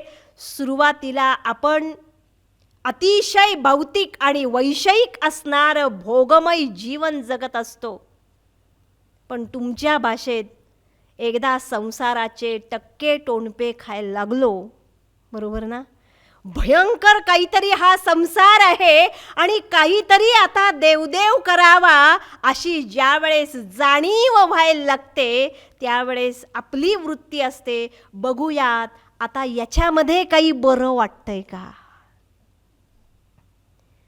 आणि म्हणून आपण देवाकडं वळतो, असंच म्हटलं पाहिजे, ईश्वराकडं वळतो. बाकी सगळं जीवन जसं आहे तसंच एक ईश्वराची पूजा असेल, कोणीतरी सांगतं किंवा गुरु मिळाले तर गुरु सांगतात आणि त्यांनी सांगितलंय म्हणून आपण करून टाकतो. तुम्हालाही माहिती आहे, पूजा करून टाकली, जप करून टाकला, नामस्मरण आजचं संपलं, जेवढं काही सांगितलंय तेवढं आजचा सगळा भाग संपला. आता दिवसभर मी माझी कर्म करायला बरोबर, असंच मी जीवन जगतोय खरं, म्हणजे ईश्वराचा आणि माझा फक्त त्या पूजेपुरताच येते लक्षात संबंध आहे. पण जो भक्त असेल त्याचं जीवन हळूहळू का होत नाही? या सत्संगाच्या प्रभावानं जसजसं तो हे शास्त्र आणि भगवंताच्या चरित्रांचं श्रवण करेल तसतसं ते चिंतन वाढतं आणि वैषयिक चिंतन कमी कमी व्हायला लागतं. ईश्वराबद्दल आकर्षण निर्माण होतं आणि जाणून घ्यायची जिज्ञासा निर्माण होते. अरे, भगवंताच्या आणखीन काय कथा आणि लीला आहे. भगवान आणि ईश्वर त्याच्या जीवनाचा एक भाग बनायला लागतो. जसं आज पैसा हा माझ्या जीवनाचा अविभाज्य भाग आहे, बरोबर ना? कल्पना करा, पैशाशिवाय आपण, म्हणजे पूर्वी आपण पाकिट खिशात घातल्याशिवाय बाहेरच पडत नव्हतो. आता सगळं कॅशलेस जरी झालं तरी सगळी साधनं सगळी बरोबर आहेत, म्हणजे पैसा हा माझ्या जीवनाचा अविभाज्य भाग आहे. सत्ता हा माझ्या जीवनाचा अविभाज्य भाग आहे. माणसं ही सुद्धा अविभाज्य भाग आहेत. आज माणूस या बहिरंग साधनांच्या शिवाय जीवन जगू शकत नाही. आणि आज तर प्रश्नच नाही, साधा एक, आता सगळं मागे पडलं, आता काय अविभाज्य भाग? जो मोबाईल आहे, छोटी एक डबी आहे, किती साईज आहे पहा तुम्ही. आज तो मोबाईल म्हणजे माझ्या जीवनाचा काय झालाय? अविभाज्य भाग झालाय. कल्पना करा, असा हा माणूस त्या जड असणाऱ्या यंत्रावर आज मनानं सुद्धा इतका अवलंबून आहे. बाकी सगळं विसरेल, पण तेवढं मात्र न विसरता बरोबर घेतोय. काय दुर्दैव आहे, असा हा जडावर अवलंबून असणारा जो माणूस आहे. आणि आज याच माणसाला शास्त्र उपदेश करतं. भगवान गीतेमध्ये फार तळमळीनं अर्जुनाला सांगतात, अर्जुना, आज ज्याच्यावर तू अवलंबून राहतोयस ते सगळं काळाच्या ओघात येणारं आणि जाणारं आहे. तुम्ही पहा, या जगात कुठलीच वस्तू आणि विषय शाश्वत टिकत नाही. आपण जडावर प्रेम करतोय, या विषयांच्यावर अवलंबून राहतोय. परंतु आचार्य सांगतात, मा कुरु धनजन यौवन गर्वम हरति निमेषात काल सर्वम. हे सगळं एका क्षणात येईल आणि एका क्षणात निघूनही जाईल. म्हणून भगवान उपदेश करतात, अर्जुनाला आदेश देतात, अर्जुना, अनित्यम सुखम लोकम इमं प्राप्य भजस्व माम. अर्जुना, इथं जे तू सगळं जे पाहतोयस, हे विश्व, हे विषय आहेत फार सुंदर, फार आकर्षक आहेत, माणसाच्या मनाला भुरळ पाडतायत. पण अर्जुना, लक्षात ठेव, हे सगळे नाशवान आणि क्षणभंगूर आहे. आणि हे ज्यावेळेस सत्संगामधून माणसाला समजेल, आधी समजायला तरी पाहिजे. हा माणूस, हा साधक श्रवण करेल, आणि आपण माणूस आहोत. ऐकताना जरी तुम्हाला पटलं नाही, काही वेळेस नाही पटत, पण माणूस विचार करतो. विचारानंही नाही पटलं तर माणसाचं आयुष्य आणि अनुभव माणसाला शिकवतात. बघा तुम्ही, काळाच्या ओघात आपल्या सगळ्यांना समजतं की हे सगळं क्षणिक आहे. आणि म्हणूनच भगवान सांगतात, अर्जुना, हे सगळं प्राप्त झाल्यानंतर, या विश्वामध्ये आल्यानंतर करायचं जर काही असेल तर इमं प्राप्य भजस्व माम, मला तू भजावस. म्हणून तरी श्रीमद भागवत तुम्ही अनेक वेळेला अनेक या कथा ऐकल्या आहेत. या कथांचं सार शुकब्रह्म सांगतात परीक्षित राजाला. तुम्हाला कथा आठवत असेल, मी कथा सांगत नाही. ज्यावेळेस भगवंतांनी छकडा उलटून लावला, आठवतंय, जड असणाऱ्या त्या छकड्याखाली यशोदेनं भगवंताला ठेवलेलं असतं, झोपवलेलं असतं. आणि त्यावेळेस भगवान आपल्या पायानं, आपल्या चरणांनी तो जड असणारा छकडा उलटवतात. नुसता उलटवत नाही, त्या छकड्याचे तुकडे तुकडे होतात, विध्वंस होतो. सगळे गोप गोपी यशोदा नंद हा प्रसंग पाहतात. शुकब्रह्म त्याची मीमांसा करतात. भगवान सूचित करतात की अरे, हे सगळं जे आहे ते छकड्याप्रमाणे जड आणि नाशवान आहे. आणि हा भक्त जर काही असेल, हे सगळं समजावून घेतो, श्रवण करतो आणि या ईश्वराला आपल्या जीवनाचा अविभाज्य भाग बनवतो. काया वाचा मनसा. भागवताचं सार म्हणून सगळ्यात शेवटी सांगतात, कायेन वाचा मनसेंद्रियैर्वा बुद्ध्यात्मना वा प्रकृते स्वभावात करोमि यद्यत् सकलं परस्मै नारायणायेति समर्पयामि. भगवंता, माझं सगळं जे जीवन आहे, काया वाचा मनसा, ते सगळं माझं जीवन मी तुला समर्पण करतो. यालाच म्हटलं जातं भागहा इति भक्ती. बाकी सगळ्या आश्रयांचा त्याग करणं आणि ईश्वराला माझ्या जीवनामध्ये श्रेष्ठ असणारं स्थान देणं. म्हणून तरी समर्थ सांगतात, देवाचं स्थान आमच्या जीवनात जर कुठं असेल, घरामध्ये सुद्धा आपण सगळं करतो हो, पण देव्हाऱ्याला जागा नसते.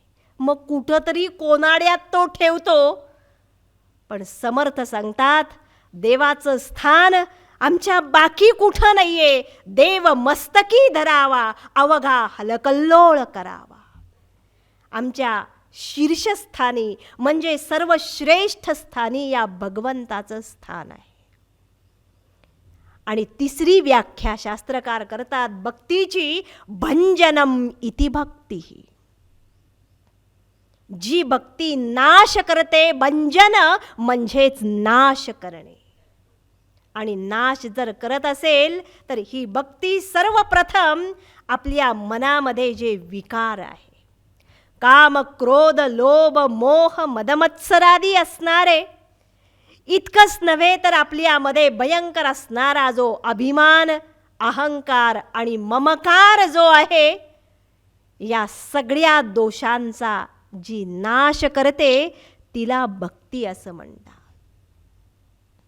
म्हणूनच भक्तीचा भाव उदयाला आला की सर्वप्रथम जर काही होत असेल, तुम्ही पहा, तुम्ही सत्संगामध्ये जा, आपण पाहू नवविधा भक्तीचं भागवतात वर्णन केलंय.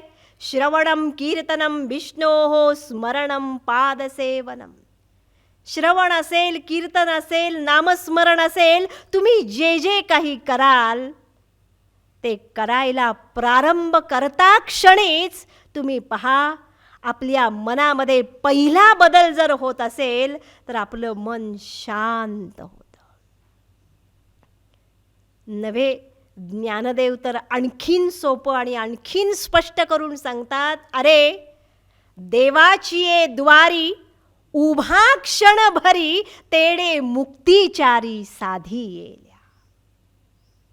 आपण हरिपाठ सहज म्हणतोय, पण हरिपाठाच्या एकेका शब्दामध्ये सगळं शास्त्र भरलेलं आहे.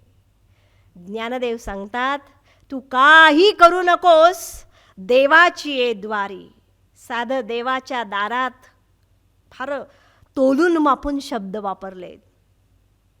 आपण आपलं रोज परिपाठ आहे म्हणून म्हणतो खरं, देवाची द्वारी उभा क्षण भरी. ज्ञानदेव असं म्हणत नाहीयेत मंदिराचे द्वारी. बघा ज्ञानदेवांनी फार जाणीवपूर्वक शब्द वापरलाय, देवाची द्वारी उभा क्षण भरी. मंदिराच्या दारावर आपण सगळेजण आहोतच, जाता येता. आमच्या पुण्याला आहे, दगडूशेठच्या मंदिरावरून जातात आणि सांगतात कसं दर्शन घेतात तुम्हालाही माहिती आहे. जाता जाता मंदिराच्या दारावरून दर्शन घेणारे अनेक आहेत, पण ज्ञानदेवांना असे भक्त अभिप्रेत नाहीयेत, म्हणून ज्ञानदेव शब्द वापरतायत, देवाची द्वारी उभा क्षणभरी. एक क्षणभर जरी तू त्या भगवंतासमोर त्याच्या सगुण साकार सुंदर असणाऱ्या शंख चक्र गदा पद्मधारी असणाऱ्या त्या रूपासमोर तू उभा राहिलास तर ज्ञानदेव फळ सांगतायत, तेने मुक्तिचारी साधी येल्या. अरे तुला एक नव्हे, दोन नव्हे, किती? आमचा पांडुरंग, आमचा विठ्ठल, आमचा भगवान इतका उदार आहे, त्या एका क्षणामध्ये तुला चारही मुक्ती प्रदान करतो. याचं कारण जर असेल, त्याचं स्पष्टीकरण देत नाही तर आपला विषय हरिपाठ होईल. फार सुंदर याच्या मागे अर्थ भरलाय. याचा अर्थ जर असेल, ज्या वेळेस आम्ही देवाच्या समोर उभे राहतोय, ज्या वेळेस त्या सगुण साकार स्वरूपासमोर आम्ही या आमच्या डोळ्यांनी दर्शन घेतोय, तुम्ही पहा ते दर्शन घेतल्यानंतर आम्ही डोळे मिटतो. म्हणून दर्शन कशाने घ्यायचंय? काहीतरी शब्द आणि शास्त्र आहे आणि याच्या मागं केवढा गूढार्थ आहे. खरं तर दर्शन आपण म्हणतो आम्ही देवाच्या दर्शनाला चाललोय, दर्शन घेतोय. खरं दर्शन ही कुणाची क्रिया आहे? डोळ्यांची क्रिया आहे. डोळे उघडून दर्शन घेतलं जातं. पण आम्ही दर्शनाच्या वेळेस बरोबर काय करतो? भगवंता समोर उभे राहिलो की आम्ही डोळ्यांनी पाहून घेतोय आणि नंतर आम्ही ते डोळे मिटतोय. काय अर्थ आहे? विश्वाचं दर्शन घ्यायचं असेल तर डोळे काय करतोय आपण? डोळे उघडावे लागतात आणि आपल्याला आपले वडीलधारी लोक उपदेश देतात, अरे या जगात तू कसं पहा? उघड्या डोळ्यांनी पहा. उघड्या डोळ्यांनी म्हणजे त्या डोळ्याच्याही मागं विचार पाहिजेत, मन पाहिजे, बुद्धी आणि वैचारिक बैठक पाहिजे, तरच या जगाचं स्वरूप समजेल. पण या उलट भगवंताचं रूप पाहायचं असेल आणि दर्शन घ्यायचं असेल तर तुम्ही पहा, आम्ही डोळ्यांनी पाहतोय आणि डोळे मिटतोय. याचा अर्थच जे बाहेर पाहिलं त्याचं आत मनानं मी चिंतन करतोय. आणि का माहीत नाही, बाहेरचे विषय पाहिले रे पाहिले की माझं मन अस्वस्थ आणि अस्थिर होत आहे. बरोबर ना? म्हणून तरी सकाळी आपण लवकर डोळे उघडायच्या मूडमध्ये नसतोच.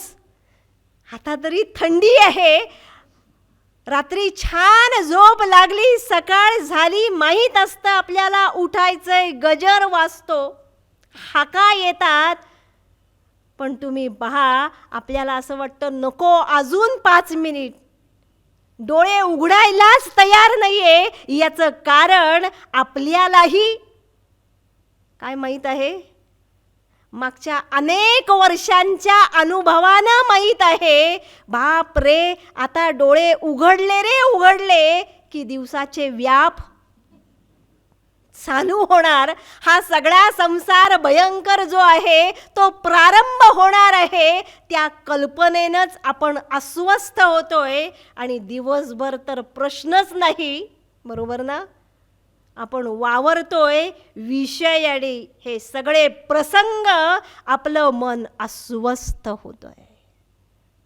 दिवसभर नव्हे, आयुष्यभर आपण हेच अनुभवतोय.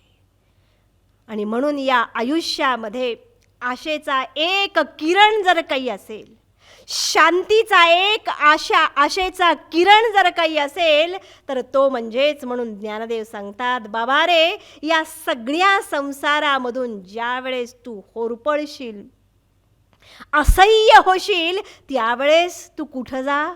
तू माझ्या भगवंताच्या जवळ जा. तिथं गेलास, देवाची द्वारी उभा क्षणभरी. एक अतिशय निर्भेळ असणारी जी शांती आहे, एक मनाला शांत करणारा जो आनंद आणि सुख जे आहे ते तुला मिळेल. या जगात सत्संगाशिवाय आणि ईश्वर चिंतनाशिवाय शुद्ध सुख कुठंही मिळू शकत नाही. आणि म्हणूनच या ठिकाणी व्याख्या केली आहे, भंजनम इति भक्ती. तुम्ही ईश्वराच्या जवळ गेलात, तो स्वतःच शुद्ध स्वरूप आणि आनंद स्वरूप असल्यामुळं त्याला पाहिलं रे पाहिलं की माझं मनही शांतीनं आणि आनंदानं भरून जातं. रूप पाहता लोचनी, सुख झाले हो साजणी. काय सुंदर साधे शब्द आहेत, पण यामधून संत अतिशय मोठी असणारी पारमार्थिक दृष्टी देतात. भगवंताचं रूप पाहिलं रे पाहिलं की जीवाला तो पारमार्थिक आणि दिव्य असणारा आनंद अनुभवायला येतो. का? कारण एकच, त्यावेळेस मनामधले सगळे जे विकार आहेत, काम क्रोधादी, ते सगळे विकार काही काळापुरते का होत नाही, कमी होतात. मनामधला अभिमान, अहंकार नष्ट होतो. म्हणून बाहेर तुम्ही कितीही मोठे असाल, परंतु ईश्वराच्या दारामध्ये सगळेच सारखे आहेत. तिथं प्रत्येक माणसानं नतमस्तक झालंच पाहिजे. त्याचा अहंकार शरण जातो आणि त्याच वेळेस त्या शुद्ध अंतःकरणामध्येच या आनंदाचा अनुभव येतो. आणि म्हणूनच शास्त्रकार व्याख्या करतात, भजनम इति भक्तिः, भागः इति भक्तिः, भंजनम इति भक्तिः. की असा जो शुद्ध असणारा भाव आहे, ईश्वर चिंतनामध्ये रममाण झालेलं जे मन आहे, ईश्वराला आपल्या जीवनाचा अविभाज्य भाग मानणारं जे मन आहे, आणि ज्या मनामध्ये विकार नाहीत, अहंकार नाही, असं शुद्ध झालेलं मन, मनाचा भाव म्हणजेच भक्तीचा भाव आहे. आणि हा भाव ज्या वेळेस उदयाला येतो अंतःकरणामध्ये, काही वेळेस प्रयत्नानं होईल.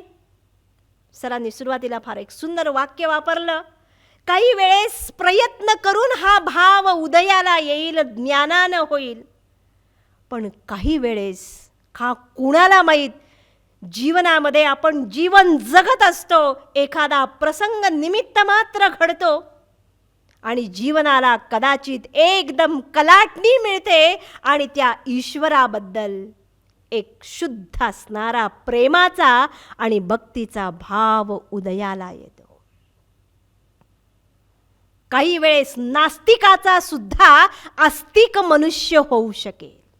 एखादा अतिशय अधार्मिक असणारा, अभक्त असणारा मनुष्यही कदाचित भक्त होऊ शकेल. आपल्या शास्त्रामध्ये, पुराणांच्या मध्ये सुद्धा अशा अनेक कथा आहेत.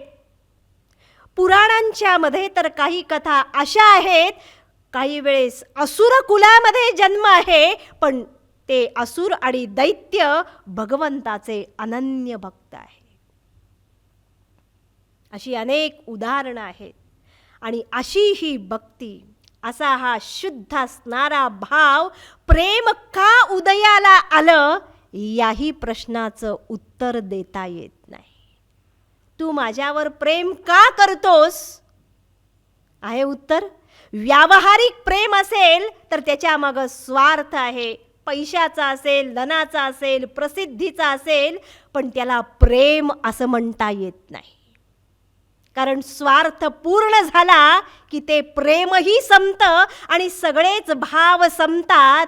आणि व्यवहारामध्ये तुम्ही पाहताय, जी व्यक्ती म्हणत होती मी तुझ्यावर प्रेम करतो, तीच व्यक्ती उद्या म्हणते आय डोंट नीड यू. बरोबर ना? आता मला तुझी गरज नाही. असे अनेक आपण व्यवहारामध्ये पाहतोय. याला प्रेम असं कधीच म्हटलं जात नाही. आणि म्हणून प्रेम असेल, भक्ती असेल, भावाशिवाय भक्ती या शब्दाला अर्थही नाही. आणि ज्यावेळेस हा भाव उदयाला येईल, फार सुंदर भक्तिशास्त्रामध्ये याची मीमांसा करतात. सर्वसाधारण हा भक्त, ईश्वराचा असणारा जो भक्त आहे, तो 9 प्रकारे भगवंताची भक्ती करतो. आपण सुरुवात केली या विषयाला आज, जी साधन भक्ती आहे. कारण ज्या साधन भक्तीच्या साह्यानं तो भक्त ज्ञानोत्तर भक्तीपर्यंत पोहोचू शकेल. कारण भक्ती आत्ता मिळाली आणि या क्षणी ज्ञान मिळालं असं होत नाही. तर या भक्तीच्या भावामध्येच तो भाव उत्कट होत होत होत शेवटी त्याच भक्तीचं रूपांतर अद्वैत ज्ञानामध्ये होतं. आणि ते कसं, त्याचा क्रम भागवतामध्ये याची मीमांसा केली. तुम्हाला ही प्रसंग माहीत आहे. भागवतामध्ये भगवंतांनी अनेक अवतार घेतले, पण भगवंताचा जो भक्त प्रल्हादामुळं दैत्य कुळामध्ये जन्माला आलेला हा जो प्रल्हाद, त्याच्यामुळं जो अवतार घेतला आणि तो म्हणजेच नृसिंह अवतार. कथा तुम्हाला माहीत आहे. पण तो प्रसंग घडण्यापूर्वी फार सुंदर प्रल्हाद आणि त्याचे वडील म्हणजेच हिरण्यकश्यपू यांचा संवाद आहे, प्रश्नोत्तर आहेत. सुरुवातीला हिरण्यकश्यपू आपल्या मुलाला बदलवण्याचा प्रयत्न करतात, साहजिकच. त्याला ईश्वराच्या भक्तीपासून परावृत्त करण्याचा प्रयत्न करतात. त्यावेळेस सहज हिरण्यकश्यपू आपल्या मुलाला, प्रल्हादाला प्रश्न विचारतात की अरे तुला चांगलं काय वाटतं आयुष्यात. त्यावेळेस दिलेलं, प्रल्हादानं दिलेलं उत्तर म्हणजे ही नवविधा भक्ती आहे. प्रल्हाद आपल्याच वडिलांना विचारतोय, खरंच तुम्हाला ऐकायचंय का, मला चांगलं काय वाटतं जीवन जगत असताना. आणि प्रल्हाद सांगतोय, श्रवणम कीर्तनम विष्णोः स्मरणम पादसेवनम अर्चनम वंदनम दास्यम सख्यम आत्मनिवेदनम. हो विष्णोः, या भगवान विष्णूंचं, जो भगवान विष्णू सर्वव्यापी आहे, सर्वज्ञ आणि सर्वशक्तिमान आहे, या सर्व विश्वाचा उत्पत्ती स्थितिलय करता आहे, जन या संपूर्ण चराचराला व्याप्त केलेला आहे, असा हा जो भगवान विष्णू आहे, याच भगवंताचं श्रवण करावं, त्याचंच कीर्तन करावं, त्याचं स्मरण करावं, त्याच्या चरणांची सेवा करावी, त्याचीच अर्चना करावी, त्यालाच वंदन करावं, त्याचीच दास्य भक्ती करावी. सख्यच करायचं असेल तर त्याच्याशीच करावं. आणि सगळ्या शेवटी सर्वस्व जर समर्पित करायचं असेल तर त्या माझ्या भगवंताच्या चरणीच करावं. आत्मनिवेदनम, असं प्रल्हाद उत्तर देतोय. फार सुंदर या ठिकाणी क्रम सांगितलेला आहे. किती सहज प्रारंभ केलाय श्रवणापासून आणि शेवट केलाय आत्मनिवेदनम इति. श्रवणापासून साधन भक्ती प्रारंभ होते आणि आत्मनिवेदनामध्ये ही जी शेवटची समर्पित भक्ती आहे ती साध्य भक्ती, तीच आहे अद्वैत भक्ती, अनन्य भक्ती. आणि तेच ज्ञानोत्तर भक्तीचं सुद्धा सर्वात श्रेष्ठ असणारं लक्षण आहे. ज्ञानी आणि भक्त सगळ्या शेवटी जर काही करत असतील, ज्ञानी पुरुषाचंही जीवन असेल किंबहुना भक्ताचं जीवन असेल, सगळ्या शेवटी आयुष्यात जर काही असेल तर ते म्हणजेच ईश्वराचरणी सर्वस्वाचं समर्पण करणं. भक्त सगळ्या शेवटी आपलं सर्वस्व ईश्वराला देतो. आणि ज्ञानी सुद्धा तुम्ही पहा जर काही करत असेल, म्हणून तरी भगवान सुद्धा गीतेमध्ये शेवटचा उपदेश अर्जुनाला देतात. मागच्या वर्षी आपण गीतेचा श्लोक पाहिलाय. भगवान अशीच गीता सांगत सांगत उपसंहार करतात आणि अर्जुनाला शेवट करतात, अर्जुना सांगण्यासारखं आता काहीच शिल्लक राहिलेलं नाही. जे काही सांगायचं गीतेमधून, या 700 श्लोकांच्या मधून तू विचारलंस, त्या सगळ्या प्रश्नांची मी तुला उत्तर दिली. कर्मयोग सांगितला, निष्काम कर्मयोग सेवा सांगितली. अर्जुना तुला ध्यानयोग सांगितला, योग साधना सांगितली. शरीरासाठी कर्म सांगितलं, मनासाठी भक्तियोग सांगितला, तुझ्या प्राणांसाठी योग साधना सांगितली, बुद्धीसाठी ज्ञानयोग सांगितला, विभूतियोग सांगितला, विश्वरूप दर्शन दिलं. अर्जुना हे सगळं सांगितल्यानंतर सांख्ययोग तर सुरुवातीला सांगितला. अशोच्या नन्वशोचस्त्वं प्रज्ञावादांश भाषसे गतासून अगतासूंश नानुशोचंती पंडिता. अर्जुना हे सगळ्या गीतेचं आणि ज्ञानयोगाचं सार आहे. ज्ञानी पुरुष हा शोक आणि मोह रहित होतो.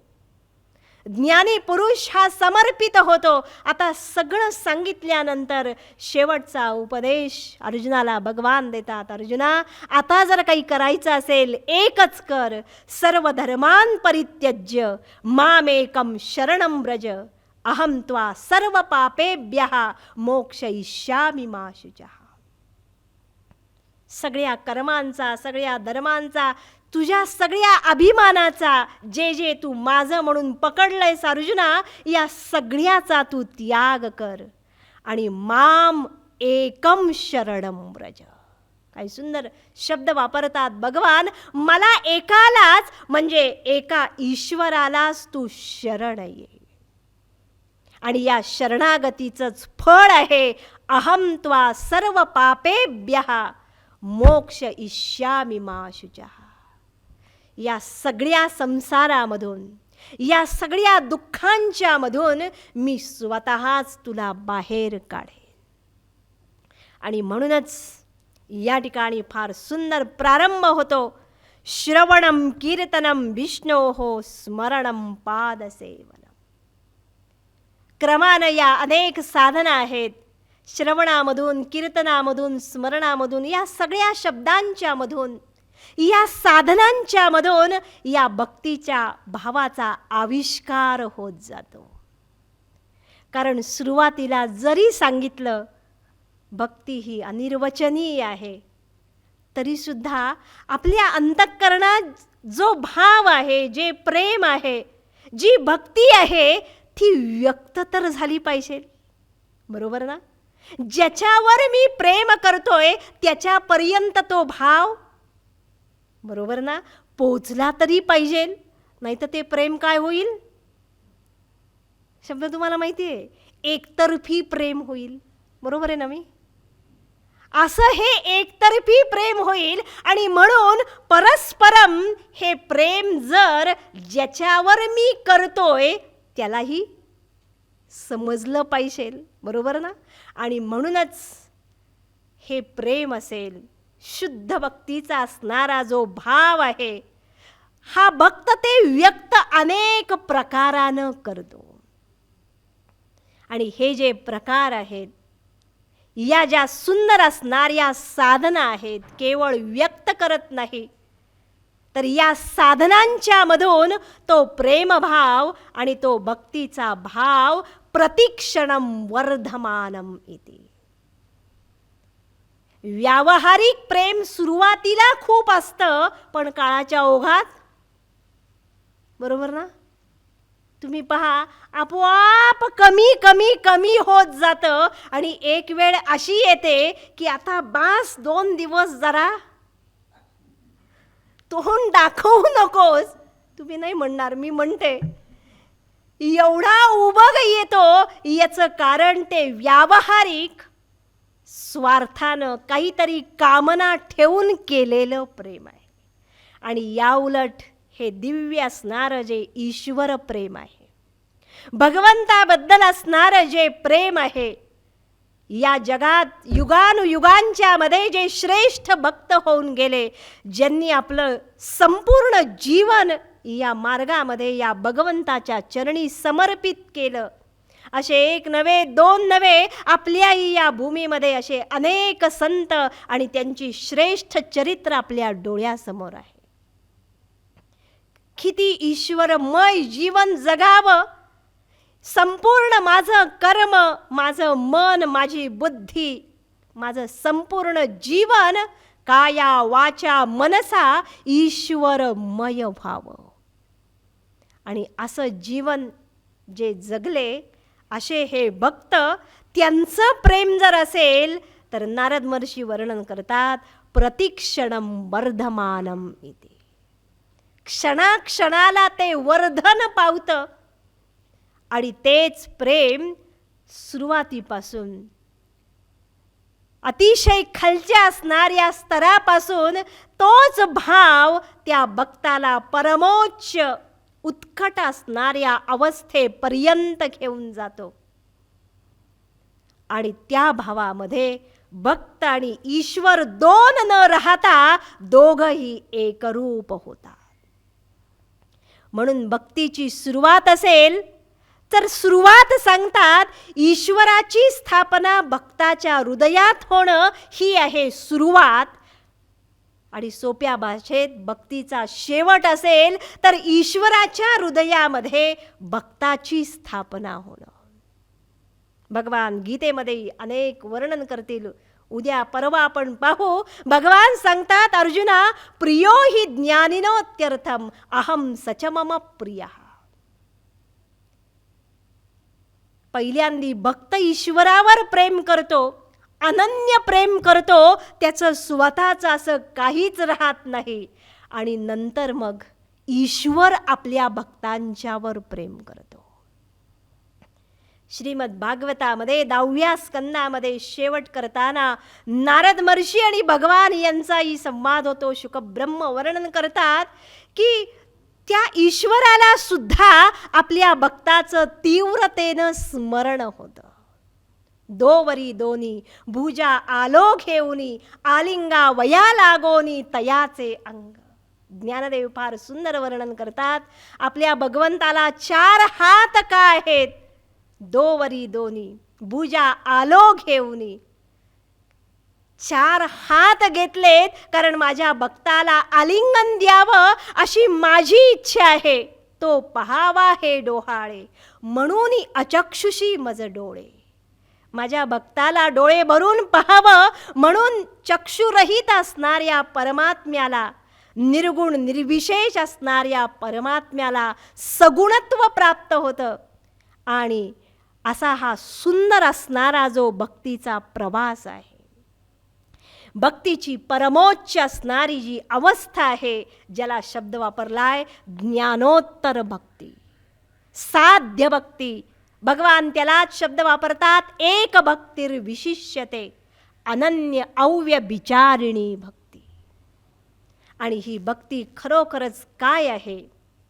क्रमानं निकृष्ट अवस्थेपासून हा भक्त त्या अवस्थेपर्यंत कसा जातो? या मार्गात प्रवेश केल्यानंतर अनेक साधकांचा आणि भक्तांचा प्रश्न असतो. समजतं हो सगळं, हे ऐकायला बरं वाटतं, पण भगवंतावर तो भक्तीचा भाव कसा निर्माण करावा? ते प्रेम जे आहे अनन्य असणारं, तो उत्कट भाव जो संत ज्ञानदेवांच्या जवळ होता, जो संत श्रेष्ठ एकनाथांच्या जवळ होता, जो तुकाराम महाराजांच्या जवळ होता, नामदेवांचं चरित्रही सगळ्यांना माहीत आहे. नामदेव आपल्या हातानं भगवंताला रोज दुपारी 12 वाजता भरवीत होते. असा असणारा जो अनन्य भाव तो आमच्या मनामध्ये काही कधी निर्माणच होत नाही. ते भक्त सुद्धा रडले, आपणही रडतोय, पण ते रडले ईश्वरासाठी. नामदेवांनी डोकं आपटलं कशासाठी? भगवंतानं दर्शन द्यावं आणि माझ्या हातून खावं यासाठी. आणि या उलट सामान्य अज्ञानी मनुष्य आज आपली सगळ्यांची अवस्था जर असेल तर आज आम्ही विषय मिळाले नाहीत म्हणून रडतोय. भगवान त्याचंही वर्णन करतात. ध्यायतो विषयान पुंसः संगस्तेषुपजायते. सगळ्यांना क्रम माहीत आहे. संगात कामः, कामात क्रोधः, क्रोधात सम्मोहः, सम्मोहात स्मृतिविभ्रमः, स्मृतिभ्रंशात बुद्धिनाशः, बुद्धिनाशात प्रणश्यति. विषय मिळावा, पैसा मिळावा, एक यक्कश्चित उपभोग मिळावा म्हणून माणसं खाण्यासाठी भोगण्यासाठी रडतायत, आक्रोश करतायत, व्याकुळ आणि उद्विग्न होतायत. पण मला ईश्वर मिळावा, मला ईश्वराचं दर्शन व्हावं म्हणून व्याकुळ होणारी माणसं फार कमी आहेत. ती माणसं नव्हेत, ते सगळे संत आहेत. कालीनं मला दर्शन द्यावं यासाठी याच युगामध्ये ठाकूर जन्माला आले. आणि भक्ती कशी असावी याचं उत्कृष्ट, परम उत्कृष्ट उदाहरण आहे. आणि म्हणूनच आपल्यासारख्या सर्वसामान्य असणाऱ्या माणसाच्या आयुष्यामध्ये सुद्धा हा भाव क्रमानं उत्कट कसा होईल याचं मार्गदर्शन आपले संत करतात, वेद करतात, आचार्य करतात. श्रीमद भागवतामधून, या सगळ्या पुराणांच्यामधून भगवान व्यास अतिशय सोप्या भाषेत प्रामुख्यानं या कलियुगामधल्या माणसाला, या भौतिक युगामध्ये, या विज्ञान युगामध्ये जगणाऱ्या माणसाला, तुम्ही पहा आज कलियुग आपण म्हणतोय, पण कलियुग म्हणजेच हे यंत्रयुग आहे. आजचा माणूस माणसाच्या जवळ जास्त राहत नाहीये. आपण सगळी माणसं आहेत, माणसं आपल्या भोवती, पण आपण जगतोय जड यंत्रांच्या जवळ. बरोबर ना? घरामध्येही माणसं आहेत, पण आपण माणसांशी बोलण्यापेक्षा प्रायोरिटी कुणाला देतोय? समजलं तुम्हाला? जड यंत्रावर बोलायला देतोय, तिथं चॅटिंग करतोय हा माणूस.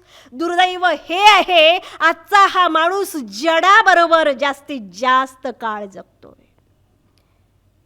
आणि जड यंत्राबरोबरच जर तासनतास जगत असेल, क्षमा करा, नुसते आपण जगत नाहीये, तासनतास त्या जड यंत्रामध्ये आम्ही रममाण होतोय. बरोबर ना? तासनतास किती आयुष्याचा वेळ चाललाय याचीही आज माणसाला जाणीव नाहीये हो. आपल्यासारखी चैतन्यशील माणसं आपल्यामधून जात आहेत, तरीही आपली जडामधली आसक्ती सुटत नाही. आणि या जड यंत्राबरोबर राहूनच माणसाची मन सुद्धा आज जड व्हायला लागली. इतकी संवेदनाहीन व्हायला लागली आहेत. असा हा माणूस फक्त खाओ पिओ मजा करो, यावत जीवम सुखम जीवेत ऋणम कृत्वा घृतम पिबेत. आज बाहेर पडलो रे पडलो, सुखाची अनेक साधनं ही जडयंत्र माणसाला उपलब्ध आहेत. शेवटपर्यंत वर्षानुवर्ष माणूस उपभोगतोय. बरं वाटतं भोगताना, पण ज्या वेळेस आयुष्याचा शेवट जवळ येतोय तुम्ही पहा, त्यावेळेस माणसाला जाणीव होते आपण काहीतरी हरवलेलं आहे. पण त्यावेळेस फार उशीर झालेला आहे. आणि म्हणूनच आज गरज जर असेल तर खरोखरच हे सगळं शास्त्र काय जीवन आहे, जीवनामध्ये ज्ञानाचं स्थान काय आहे, कर्माचं स्थान काय आहे, या भक्तीचं स्थान काय आहे हे समजलं पाहिजे. काय प्रेम आहे, प्रेमाशिवाय जगता येत नाही हो. आज हजारो यंत्र तुमच्या जवळ आहे, तरीही माणूस सहज म्हणतो नाही हो, प्रेमाचे 2 शब्द पाहिजे, त्याच्याशिवाय माणूस जगूच शकत नाहीये. आणि म्हणूनच हा भाव काय आहे, हा कसा क्रमानं उत्कट करावा, आणि तो होत होत माणसाला कशी दिव्य दृष्टी, दिव्य ज्ञान, दिव्य अनुभूती आणि दिव्य आनंद मिळतो, याचं वर्णन शास्त्र करतं. आणि ते वर्णन करतानाच श्रुती, वेद, आचार्य आपल्याला ज्ञानोत्तर भक्ती समजावून देतात. आपल्या सगळ्यांना जर काही करायचं असेल तर क्रमानं, आणि हे ज्ञानही कसं झालं पाहिजे, सहज झालं पाहिजे. सर नेहमी शब्द वापरतात, मी 10 वर्ष शब्द ऐकते, तो सगळ्या गोष्टी सहज झाल्या पाहिजेत. आयुष्यामध्ये या सगळ्या गोष्टी, ज्ञान असेल, सत्संग असेल, भक्तीचा भाव असेल, ही मोठी असणारी कार्य असतील, संस्कार असतील, आपल्या आयुष्यामध्ये या गोष्टी सहज जर व्हायच्या असतील तर आपल्याला आयुष्यात कुणाची तरी कृपा आवश्यक आहे. सगळ्यात पहिली कृपा असेल तर आमच्या आईवडिलांची कृपा, गुरूंची कृपा आणि या ईश्वराची कृपा आवश्यक आहे. आणि ती जर प्राप्त झाली तर आपोआपच क्रमानं, सहजतेनं माणसाला हे ज्ञानही समजेल. ही भक्ती क्रमानं जी आहे, श्रवणम कीर्तनम, हीही समजेल. आणि हे करता करता करताच इतक्या सहज ज्ञान होईल की आपण ज्ञानी झालो हे सुद्धा त्याला समजणार सुद्धा नाही. पण ज्ञानानं जी अनुभूती येते तीच अद्वैत अनुभूती या भावानं प्राप्त होईल. आणि तीच सर्वश्रेष्ठ जीवनाची अवस्था म्हणजेच जीवनमुक्तावस्था आहे. त्याच वेळेस मनुष्य, साधक हा भक्त आणि ज्ञानी म्हणू शकेल की जे काही आयुष्यामध्ये मिळवायचं ते आयुष्यामध्ये मी मिळवलेलं आहे. मिळवण्यासारखं आता काहीही शिल्लक नाही. कोणत्याही गोष्टीसाठी मनामध्ये कामना नाही, अस्वस्थता नाही, तर माझ्या आयुष्यामध्ये आज मी तृप्त आहे. तोच म्हणू शकेल, आम्ही जातो अमुच्या गावा, अमुचा राम राम घ्यावा. तो महात्मा इतका श्रेष्ठ आणि इतका भाग्यवान असेल, तोच म्हणू शकेल, धन्योहम धन्योहम धन्योहम पुनः पुनः. आणि ही अवस्था प्राप्त करण्यासाठीच कसं ज्ञान मिळवावं, कशी ही भक्ती मिळवावी, तो सगळा भाग. आणि प्रामुख्यानं या ठिकाणी श्रवणम कीर्तनम ही नवविधा भक्ती शेवटपर्यंत कशी नेते, भक्तांचे आणखीन 4 प्रकार कोणते आहेत, यानंतर क्रमानं ज्ञान कसं प्राप्त होतं. ज्ञान म्हणजे बरोबर काय, केवळ शाब्दिक ज्ञान नव्हे तर ज्ञानाची अनुभूती म्हणजे काय. या ठिकाणी शाब्दिक ज्ञान कुणालाही अभिप्रेत नाही. ज्ञान याचा अर्थच भगवान सतत शब्द वापरतात, ज्ञानम विज्ञान सहितम. अनुभव सहित असणारं जे ज्ञान आहे, जिथं मला आनंदाची अनुभूती यावी, आनंदाचे डोही आनंद तरंग, ही जी परमोच्च अनुभूती ही ज्ञानानं मिळते. आणि सगळ्यात शेवटचा भाग जर या विषयामध्ये असेल, या विषयाचा परमोच्च बिंदू जर असेल, तर अशी भक्ती आणि असं ज्ञान मिळाल्यानंतर तो ज्ञानी पुरुष या जगात हे शरीर असेपर्यंत कसा राहतो, कसं तो जीवन जगतो, राहतो याच विश्वात आपल्यासारखाच. म्हणजेच हे सगळे संत, थोर महात्मे, श्रेष्ठ असणाऱ्या विभूती कसं जीवन जगतात आणि कसा सगळ्यांचा उद्धार करतात. त्यांच्याच आशीर्वादानं आणि अनुग्रहानं आपल्यासारख्या जडजीवांचा उद्धार कसा होतो, म्हणजेच ते ज्ञानोत्तर भक्ती कसे करतात. हे लक्षात.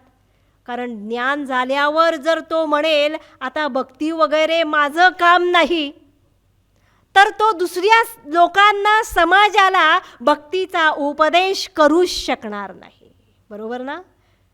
भक्तीचा उपदेश करायचा असेल तर आधी स्वतः ती भक्ती केली पाहिजे. आणि म्हणून शास्त्रकार तर सिद्ध करतात, ज्ञानानंतर ज्ञानी पुरुष केवळ आणि केवळ भक्तीच्या आधारानंच, शुद्ध असणाऱ्या ईश्वरीय प्रेमाच्या आधारानंच या जगात राहू शकतो. तो कसा राहतो, ज्ञानोत्तर भक्ती कशी करतो, फार सुंदर वर्णन शास्त्रामध्ये केलेलं आहे. तो सगळा भाग, ज्ञान असेल, साधन भक्ती असेल, नवविधा भक्ती असेल आणि ज्ञाननिष्ठा आणि ज्ञानोत्तर भक्ती असेल, क्रमानं आपण उद्या आणि परवा पाहू. ओम तत्सत्. ओम सहनाववतु सहनौ भुनक्तु सह वीर्यं करवावहै तेजस्विनावधीतमस्तु मा विद्विषावहै.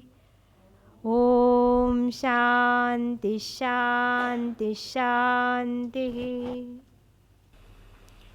3 दिवसीय प्रवचनमालेचा आजचा पहिला दिवस या ठिकाणी संपन्न होतो आहे. एका अत्यंत आनंददायी अशा विषयाचा दुसरा भाग आपण उद्याला बघणार आहोत. आज हा कार्यक्रम याच ठिकाणी संपन्न होतो आहे.